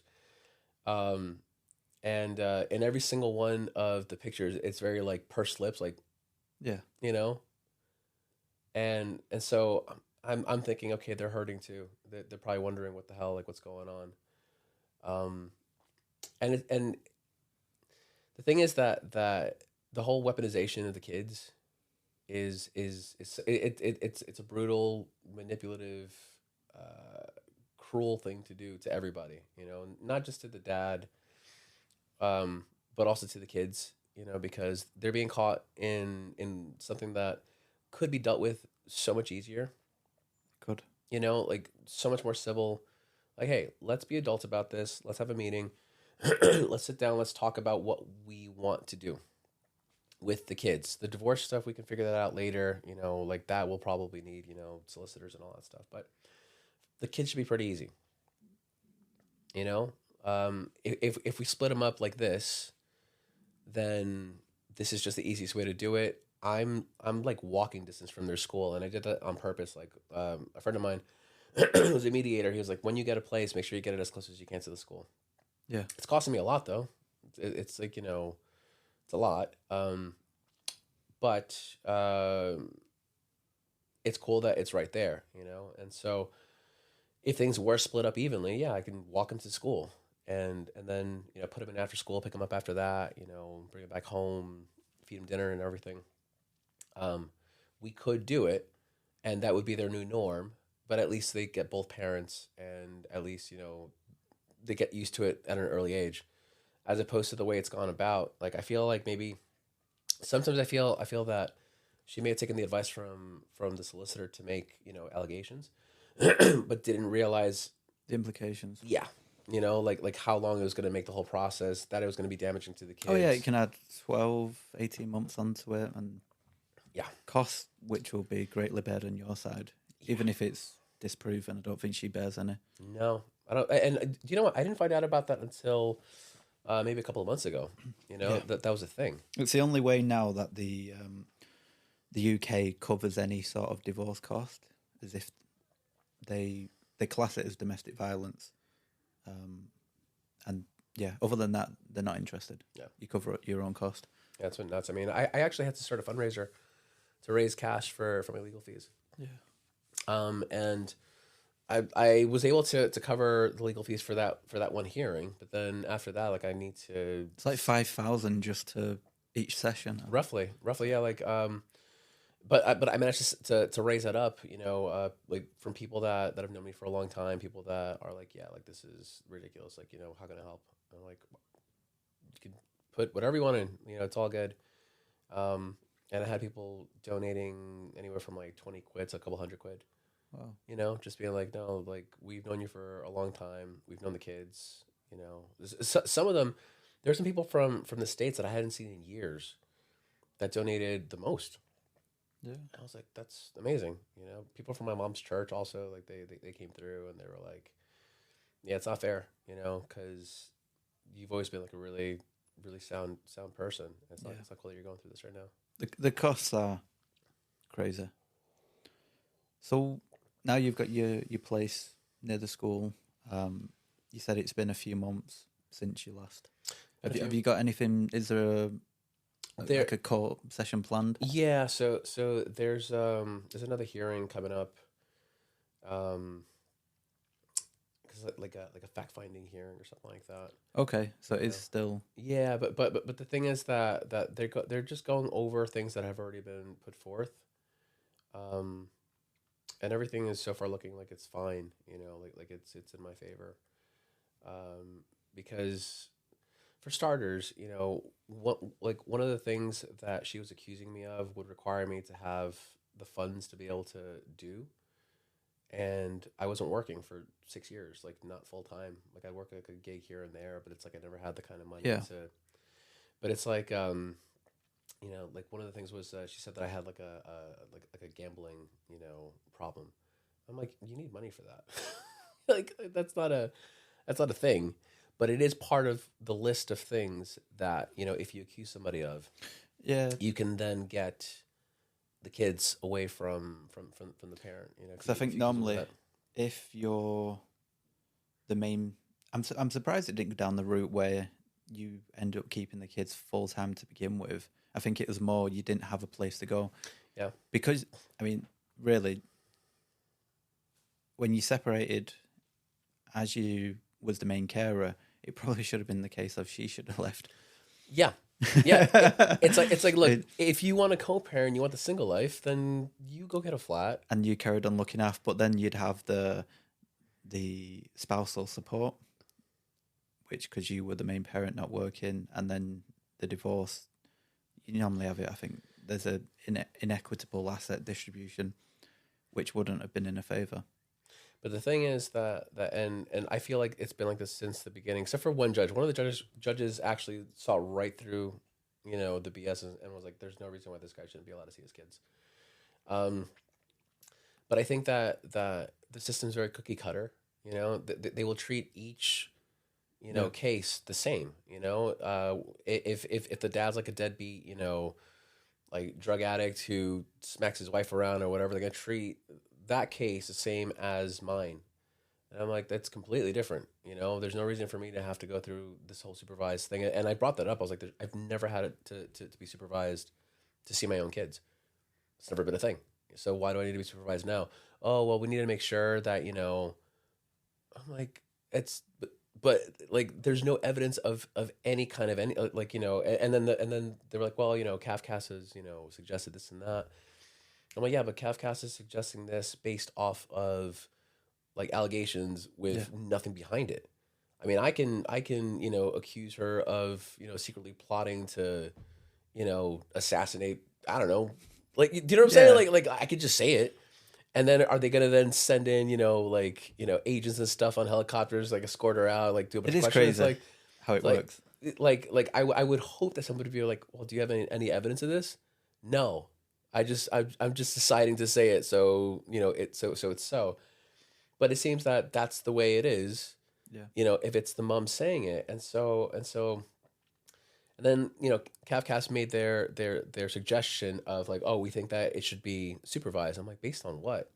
Based on, okay, allegations with no proof. Fair enough. And then when things were being disproven, I was like, can I see my kids now? They're like, well, we have to go by the original Kafkas letter. I'm like, well, who's in charge here? Who's like, I thought that the court system was above Kafkas, but clearly if Kafkas says something, They'll listen to them and yeah, they'll report back. and I'm like, that's ridiculous, because if the letter says one thing that's now like been proven wrong, then that letter should be like, null and voided. It should be like, yeah, that's no longer a thing. it seems like you have to. Oh, you need to go back to court to get it all just squashed. Yeah. And I think once I've seen it with cases where they go back, and then it all gets thrown out by a judge, and they almost right, we're going to reinstate contact, and it all like avalanches back. The other way where it's okay. Yeah, you've got these sort of days that's in place. Which is all I've been after. Like, I've just Yeah. been after. I'm like, listen, I just want to see my kids. Like, ideally, it'd be cool if I had them like Monday, Tuesday. She had them Wednesday, Thursday. And then I had them like Friday, Saturday, Sunday, Monday, Tuesday. Right. And then she's got them. Yeah, that's You know what I'm saying? And just split up like that. And that'll be the thing. And on your days, if you've got to go out, to do something, you can call your mom. Yeah. You can call your dad or whatever. If they're with me, I'll sort them out with a sitter. That's something else too. So she tried saying that that I was being like controlling, right? But in throughout this whole process, she's actually said that the kids can only be with either her mother, her dad, or me. Can't be with anybody else. I'm like, why? Because she doesn't feel safe with them being with anybody else, or she doesn't. She doesn't feel like that my judgment is good enough to decide who they can be with. And I'm thinking, okay, but when they're with you, right? Like three. She makes that decision. Yeah, I'm like 3/4 of the people that they can be with are your family, and so when they're with me, I can't leave them with a sitter. I can't do anything like no. I'm like, No. you can't do that, But a lot of the things that she was trying to accuse me of were things that she herself was doing, like a lot of controlling behavior, a lot of like messed up things. She would be quick to remind me, who was paying the bills, kind of a thing, and like unplug things on me. I'd be like, "What are you doing?" Like, I'm working on my computer, and it's like, well, I'm the one paying for the electricity, so therefore, I was like, just unplug your computer. Yeah. Just like unplug the computer. I'm like, you could destroy this very pricey computer, and just no level of like reasoning behind it. Just would just do it, and I'm like, and so it's like there were a lot of things that she was accusing me of, whereas I was always very compliant, with everything, like very much like don't bite the hand that feeds kind of a thing. Yeah. Yeah, it's just like moving forward. I just hope that things work out for the kids, because ultimately, like, that's what it's about. She's made it very much about herself up until this point. Whereas I'm just concerned with them. She can do whatever she wants at this point. If she wants to, if she did in fact meet somebody else, Fair enough. it's fine. Like, I'm an adult. Like, I'm not fussed about that. What I am fussed about is my kids seeing me and having that relationship with me and being able to call me whenever they want, and not feel like they can't, or like, let me not bother mommy with that. Like, it's like, no, like, you should be able to, bother mom with that. Seems like you just. I know it's been probably quite a long journey so far. Yeah, it's been it's been crazy. I mean, like, you know, going back to this, like the 6 months that I didn't see them. I mean, you know, being on my own in, you know, this big house. Well, it's not big. I mean, it's about the size of your house. It's not like a massive house. It's you know, it's like a corner house, attached, right? You know, they've got the room upstairs with toys that haven't been opened. You know, beds that haven't been slept in, except for, like, you know, that first weekend. But um, and it's tough. You know, like I've actually had to start closing that door Yeah. because I used to keep it open. You know, just to make the house feel bigger, and also, but then after a while, I just started closing the door because it would just hurt. You know, to like see like these bunk beds, and I'm just like I can't. You know, so I just closed the door, and um, it's dark. You know, and I feel like not enough people really think about what the dad's going through in those situations, because there's this whole notion that because we're men, oh, like, he's a man, he could take it, you Yeah. know, like be strong, you know. It probably doesn't affect him or his.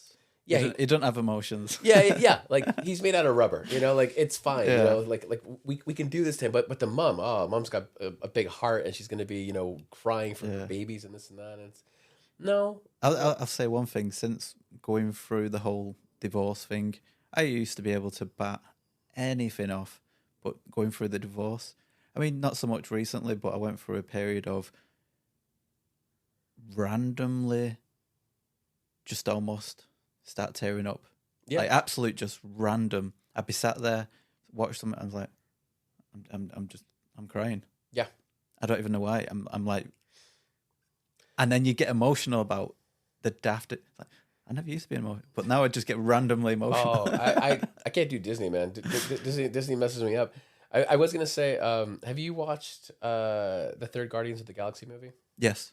You know the bit where what's her name?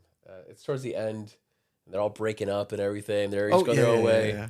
and Drax is like, you know, like, well, I'm gonna go off too, or whatever. And Nebula's like, no, like, I need you to stay because I now know, like, what I need you for. Like, you're a father. Like that's why you need to be here, because of all the kids that were brought over, and he knew how to talk to them.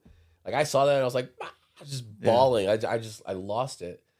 And I think that a lot of that has to do with when you do become a dad, you realize that that's like who you're always meant to be, you know, Yeah. and you're meant to be their dad, and um, it's like it's a very special bond, and when that gets taken away, it's heartbreaking. It's absolutely heartbreaking. But for me, yeah, like, you know, like, I'll watch things like that, and I'm just it's always like, oh my God, you know. I think I had the one video. I must have watched it probably about. It was only a 10-second video, and it was two dogs. It's on TikTok. A black dog come running round. There's a kid, and there's a white dog. The white dog sees the black dog, pushes over the little child Yeah. to defend, and then starts attacking the. I was like, I kept watching it. It's like, I can't believe that dog did that. It protected it. I was like, I just kept to. Like, I feel like I'm stuck in a loop. It was, yeah. You get emotional over two dogs and a kid. Yeah. Well, and the thing is that, so somebody recently told me that what is it? It's like when you cry, it's basically because you've been so strong for so long. Yeah. That's just a little crack in you know, the dam. That's what those tears are. It's because you've been strong for so long, trying to stay strong for so long, and then you just have that little crack, that little chink in the dam or whatever it is, and it comes out, and you, oh, and you try to patch it back up. But if I'm tearing up, if I'm crying or whatever, it's because I've been really trying to control my emotions just from the moment I wake up until I put my head down. Like, just trying to stay in a good place, just try, and it's exhausting. Yeah. It's exhausting to try to stay and remain in that headspace, you know, and then eventually, yeah, like your brain just gets tired of trying to keep that, and then just, you know, that's when it'll just hit you, and it'll be, you Yeah, know, just randomly. a meme or something. Like for me, it's often like music based, but it's like there are also some movies that I just like. Mrs. Doubtfire, I can't watch Mrs. Doubtfire now. Really? No, God no. That's on the list of movies I cannot watch right Which now. part? I'm guessing it's where Robin Williams gets to see the little girl, is it? Where later on, I think discovers it's a dad or something.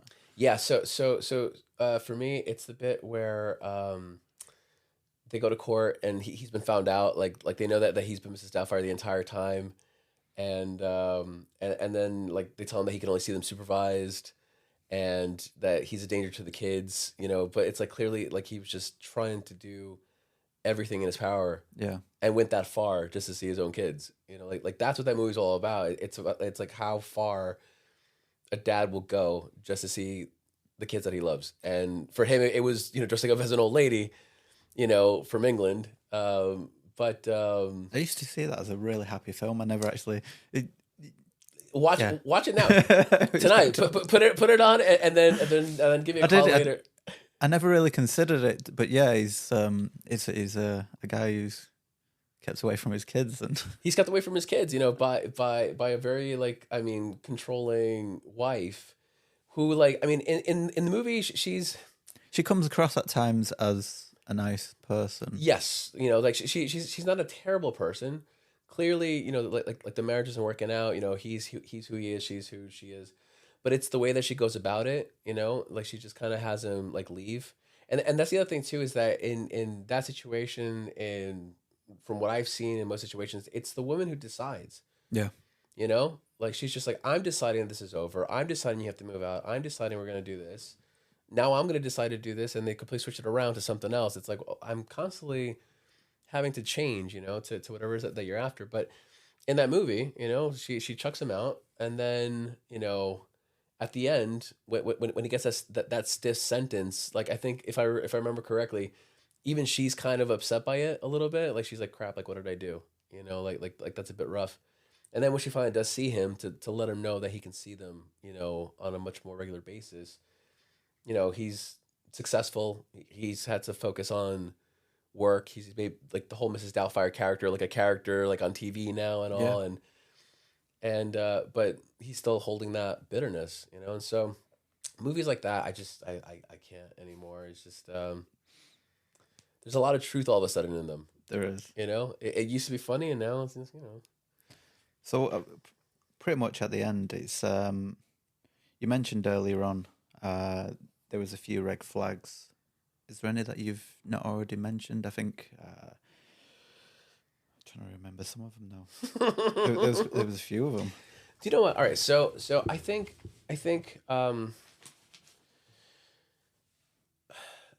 a lot of the red flags were surrounded around a lack of respect. Yeah, you said about not picking up, Yeah, leaving like food around, and leaving food around, things like that. Like manipulating somebody based on, you know, money, you know, because if genders were reversed, yeah, and you know, say I was the one working, you know, all day and she was at home with the kids, um, and then I start, you know, like telling her, you know, like, hey, well, you know, yeah, I'm the one who pays for this, so you gotta shut this off, or I'm the one who does this. It's like, it's very aggressive and it's very manipulative because it's just trying to keep somebody else down, like trying to keep them in their place, you know. So if that's going on, you know, like that's a major red flag, because it should never be that. It should never be tit for tat either. That was a big one. I hate the whole tit for tat thing. You know, well, I did it yesterday. yeah. Really?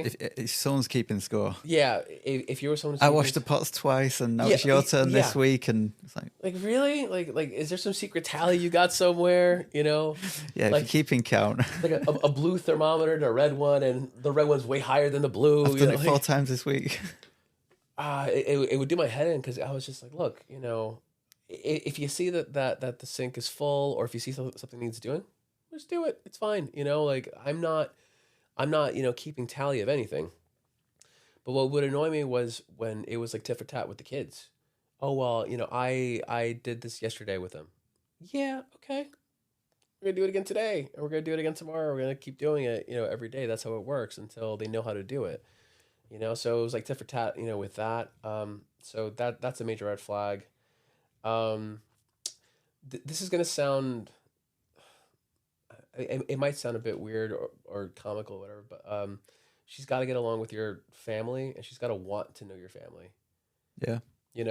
Like, and there's a difference between, somebody who just tolerates your family versus somebody who actually wants to get to know your family and is actually curious and invested. So with us, I used to have long conversations with her mom. Like, we would talk for hours sometimes. She'd tell me all her, like, her issues and stuff. And she had mates that she would talk to also, but they were like really catty, I guess. And it was really easy to talk to me. And so we would talk about everything. It was Yes. great, and I'd open up to her about things. She'd open up to me about things. Even her dad, like he's like a really interesting guy, like does like a lot of really cool things and reads a lot. So, just actually being invested in wanting to get to know these people that are now my family. If I was on the phone with my mom, I'd be like, oh, my mom says hi, and she'd be in the room. Oh yeah, just tell her I said hi. She wouldn't come over and be like, hey, how are you doing? Like actually trying to connect. Yeah. And I think that's a big one, because if you're married to somebody, like, these are people you're going to be seeing for the next, what, 40, 50 years, like, I don't know, like however long your parents are going to be around. And so you should want to get to know them, because they're part of your family now. Like, this is showing an interest. show an interest, and just if they stop communicating, like any odd changes, but communication is a big one. If they just stop communicating, if they're always sleeping with their back to you, it's like, do you want to chat? Like, do you want to cuddle? Do you want to watch whatever you're watching together? Like, like, do you want to be a couple? I mean, yeah, you notice all these things. Yeah. Like, you know it when it happens. Yeah. You just refuse to accept that it's a thing. You refuse to acknowledge it because you realize it's going to be a problem. Yeah. It's going to cause an issue if you bring it up. Yeah. Like, that's going to be an argument now. She's done that thing again. But the thing is, I think if you're not afraid of the argument that might happen, that's better than not communicating at all. Yeah. You got to communicate. You got to let it out and talk about stuff. And if something's like, really annoying you or getting, like under your skin, or if you're just anxious about something, or you're feeling depressed, or you're feeling, like you need an outlet, help, whatever it is, you got to talk to your partner about that kind of stuff and keep them in the loop, because every day that you don't becomes harder and harder to then talk about it. Yeah. Do you know what I'm saying? Like if eventually like, okay, now 3 months have passed by, the person's been depressed this entire time. They haven't been opening up. It's not just the problem, it's the problem and everything else. And now everything else has been like sucked into it, because now the kids are also kind of like, wondering what's going on. And, other family members are like, hey, what's going, like, you seem a bit, but it's just because you're not opening up about it and talking about it. You actually have to talk about those kinds of things. Yeah. So. The next thing I was going to ask was, have you learned anything? But I guess you mentioned about talking and dealing with the problems as and when they arise, rather than communication. Also, not lying, and I'm not saying about, like, I'm talking about like little things, like, so for instance, say, you got yelled at by your boss at work, right? And you had a really crap day at work, and then you come home and she asks, like, how's your day? Oh, it was fine. And then that's it, like, full stop. And then you just kind of carry on, even though you're still steaming or stewing about this thing that happened at work. Yeah. You just lied to her because you weren't open about the way that you were actually feeling, because they want to know. They want to know if you're okay. They're not asking if, like, are you okay? Just, off the cuff. It's like, oftentimes if I'm asking someone like, hey, are you okay? It's because I'm actually genuinely concerned. Like, are you okay? Are you all right? And so those little lies, then turn into almost like little weights, that you got to carry around now because you're like, I probably should have said something. I probably should have told her. Why didn't I tell her? What did I gain from not telling her? I didn't gain anything. Now I feel awkward about it. Now, if I tell her, then she's gonna be like, well, why didn't you say this earlier? And now it becomes a thing, And so I learned that, that it's like, listen, if something happens, something's bugging you, just come out with it right away. And if you do get asked, like, hey, is everything all right? And you're not all right, be like, I'm not all right. This and this happened. And then now you're actually communicating, connecting. They're helping you. You guys are trying to solve this together. Now it's like, hey, we're back to being like a little team. We're a couple. Cool. But it's those little tiny, no, I'm fine. I'm okay. No, everything's cool. And then that does add up and it adds up until eventually pandemonium, so. What advice would you either give to a father going through separation, or what advice would you give to yourself if you could go back in time? Vet your partner before you. If you're talking about just once you figure out you're going through separation, not change the whole relationship, but is there anything you would have done differently from that point forward? I think just being open with them, talking to them about what's on your mind, but not in an aggressive way. You're not attacking them. You're just genuinely concerned. Like, if you're talking from a place of concern, it's a lot different from a place of anger. I mean, when I suspected that she might be seeing somebody else, I didn't fly off the handle, start yelling or anything like that. I sat down and I was like, listen, I just want to talk about this. I want to know if this is what's actually going on. Is there somebody else? Would you tell me? Like, like asking the hard questions, and I did that when I started to suspect, and I think that asking those hard questions, but in a civil way, is obviously like the way to go. And like I definitely like learned that, like not that I ever wanted to come at her like, in a shouty kind of a way, but I would just be like, okay, it's gonna be tough, but okay, and then we have the conversation. Like I asked her actually one time. I asked her, it's one of the hardest questions I've ever had to ask somebody, but I was like, did you do all this because you wanted to keep me as a partner, or because you wanted the kids to have a dad? Because those are two very different things, like because if you wanted to keep me as a partner here, because we went through visas and everything, and a lot of money was spent on that, right? So I'm like, if you did all that because you wanted to keep me as a partner, then everything else kind of follows after, But if you just did it because you wanted the kids to have a dad, that's very different. And she said, I think it's because I wanted the kids to have a dad. I was like, okay, fair enough, And it was a tough one to have to hear, like a tough answer to have to Very get. honest. But yeah, I was like, I like that level of honesty is needed, because then you know what you have to do. Like you have a clear picture of what needs to happen next. But if you're not being honest and you're just like, no, everything's fine, everything's okay, like let's talk about it, So I would say that be honest, be open, don't be afraid of the hard questions.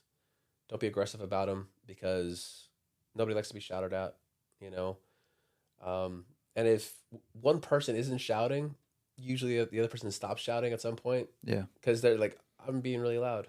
let me maybe lower my voice. But if you're both shouting, you're just shouting over each other and it gets louder and louder, So it's just kind of taking a step back, assessing the situation, just try and be calm about it and be adult about it. Yeah. Once, I guess, you've gone down that route and everything's escalated, I find it's hard to bring it back. I'm like super calm. Like whenever people like meet me and talk to me for a bit, they're like, you're like very, very chill. I'm like, yeah, like it takes a lot to get me annoyed or to get me, angry. And even then I just do a lot of like long breaths. I'm just like, okay, let me try to, and then I'll try to, do whatever it is I got to do. But that's the hard bit though, is staying calm, you know, because feelings are hurt, people are upset. Yeah. But I mean, throughout this entire process, I've not gone by, you know, my old house and shouted, or, you know what I'm saying? Like, I'm like, that's not gonna do anything, you know.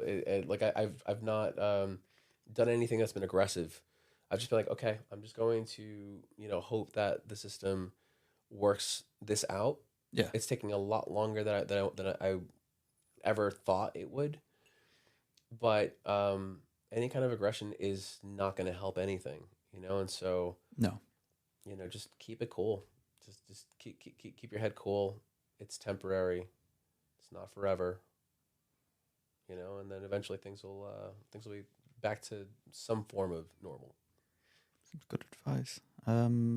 Does your experience make you hesitant about future relationships? I know you mentioned about you've got somebody on the horizon, but has it made you question whether or not? Yeah, yeah, 100% of questions. The thing is that so there's like this old like a relationship rule that somebody once told me, where they were like, yeah, you know, if you're gonna start a serious relationship with somebody, it should be at least, like, you know, half the time that the last relationship was, you know. Yeah. And I was like, I'm not gonna wait 3.5 years before meeting somebody. I mean, come on, like, that sounds crazy, you know. Like, Yeah. if it happens, it happens, you know. And so for me, I mean, yeah, like I've kind of met somebody, you know, but it's still like in its infancy, you know, and still just trying to figure everything out. And there's a level of fear, you know, because it's kind of like, you know, am I gonna get burned again? You know, like why am I doing this to myself, kind of a thing, you know? Yeah. Do I just want to be single, like just be the single guy forever? You know, do I have enough love in my heart for this person, and, you know, my own kids, and how like all those things start to kind of, you know. Yeah. And then I had this moment where I was like, okay, this is my head getting in front of my heart, you know. And if it feels right, you know, if your heart's telling you that it feels right, just follow your heart. If it's making you happy, Yeah. let's see how long we can stay happy. Yeah. And where does that take you? And exactly, and that's kind of like my new thing. Instead of questioning it, it's like, no, just be in it, and then just, you know, see where it goes. The other thing that I'll say is that this particular person is like, it's like night and day. Super caring, really sweet, like doting, you know, just like genuinely concerned for my welfare, you Yeah. know. Um, and it's like I'm doing my best not to get in the way of that, you know. Like, if somebody actually wants to make the time for you, and they want to be there for you, and they want to support you, don't be the person to not allow that to happen. Yeah. I found that I was with my ex for about 11 years, but it's almost like you forget that people are different. Yes. You know Yeah. what I mean? Yeah. It's almost like you think, well, if they do that, then they'll probably do that, Yeah. and they'll probably do that. But it's like, no, like everyone. But yeah, you forget that. It's nuts. I when I first met this person, like, she like instantly, I felt like this warmth coming off of her, you know, like big hearted, you Yeah. know. And it's been great. I mean, we've been hanging out a bunch, and like, she makes me happy, and I forgot what happy feels like. And then, but then here's the other thing too, is that being sad for as long as I've been, right? I have this conflict within me now, because it's like the thing that I'm being sad about is a legit reason to be sad, and sometimes I find it hard to be happy Yeah. when I still got this like sad cloud that's kind of still floating above me. You know, I still don't have my kids. I still can't, see them on a regular basis. I still got to deal with all those things. And so sometimes it's tough to allow that happiness to kind of take over. But I'm getting better at it. I'm getting better at just being like, no, like life has to go on. Yeah, I'm not gonna be by myself forever. Like that's just crazy. I know it's hard sometimes to be able to see a way out. Yeah. You get to a point, and I did it as well, where you're at an impasse amidst the divorce, and you're not settling on anything, and nothing's getting agreed, and there was no agreement to this house and the rest of it, and you're like, is there a way out of it? And then you just don't see it. Yeah. And then a glimpse every so often, you'll think, oh, you know what, 3-6 months, I can actually see where something's going to be different. Mm-hmm. Something goes wrong. No, it's closed up. But it's really difficult to see on the other side. It's difficult to see the light at the end of the tunnel. Yeah. Where there's a day where I can remember at the start, for probably the first 3-4 months, it consumed me. Oh, same. I was, you know what? Like I had friends that were like, oh, like the best way of getting over somebody is to get under someone else, right? And I was like, no, that's not for me. Like I that's not at all what I need. It's not what I want. I didn't see anybody. I wasn't going out, to meet anybody.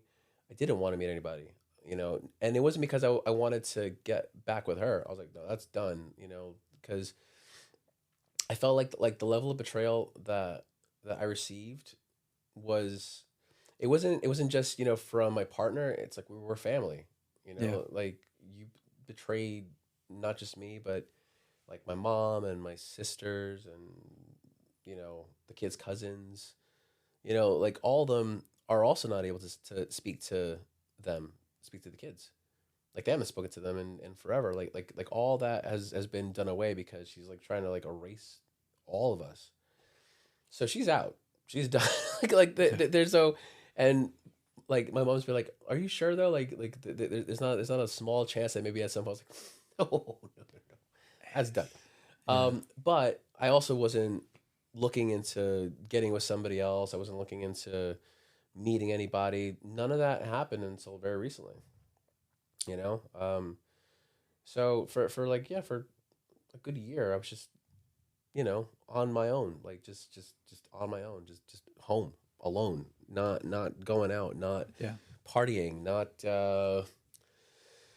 getting on the Bumbles and the Tinders and all that stuff. I was just like, no. I can't even bother. But I did have mates that were like, at some point it's gonna happen. I was like, I don't know. It'll happen when like you're ready for it to happen, sort of thing. Which is now it's coming about. Yeah, and the other thing, like I was thinking about it too. I was like, well, I mean, the last time that I was intimate with somebody was obviously, I mean, with her was, like mid 2022.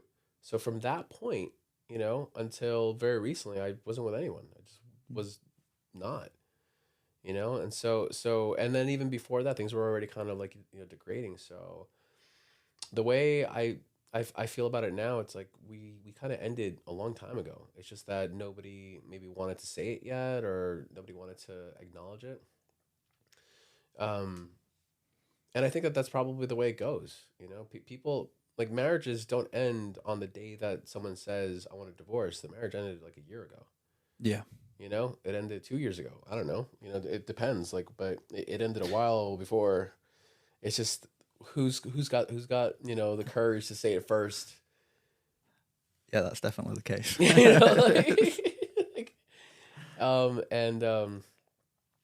But yeah, I mean, now I'm at that point where it's like I feel happiness again. I definitely feel happiness again, but there's a bit of a conflict because I still don't have my kids. Like that's when I'll be at my happiest. I'll be it will come.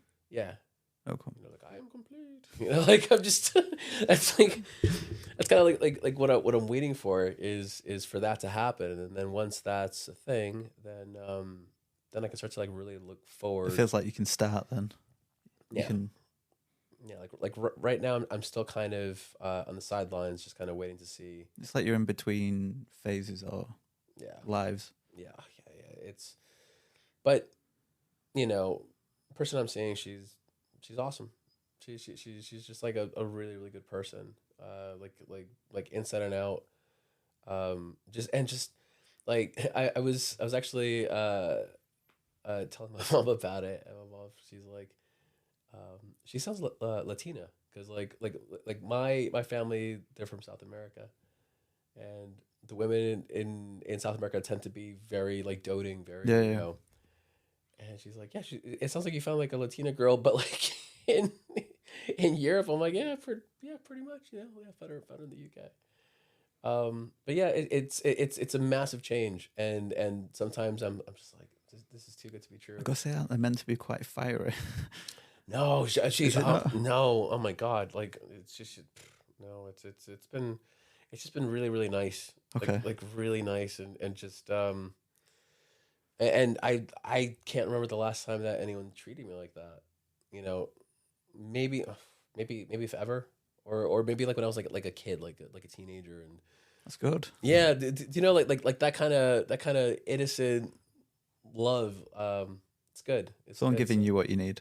Yeah, yeah. So it's been good. Like I'm happy about that. It's just at this point it's just bringing everything home and making everything kind of Okay. finally be cool with everyone and having the kids. Well, I think we're pretty much there. The last thing which I mentioned to you, did you have 2 words to summarize, say, this podcast? What 2 words would you pick? Wait. To summarize. Yeah, this. And that can be the name of the episode. Oh wow. 2 words to summarize. I know it's not probably easy to get on the spot, but Stay classy. stay classy. Nice.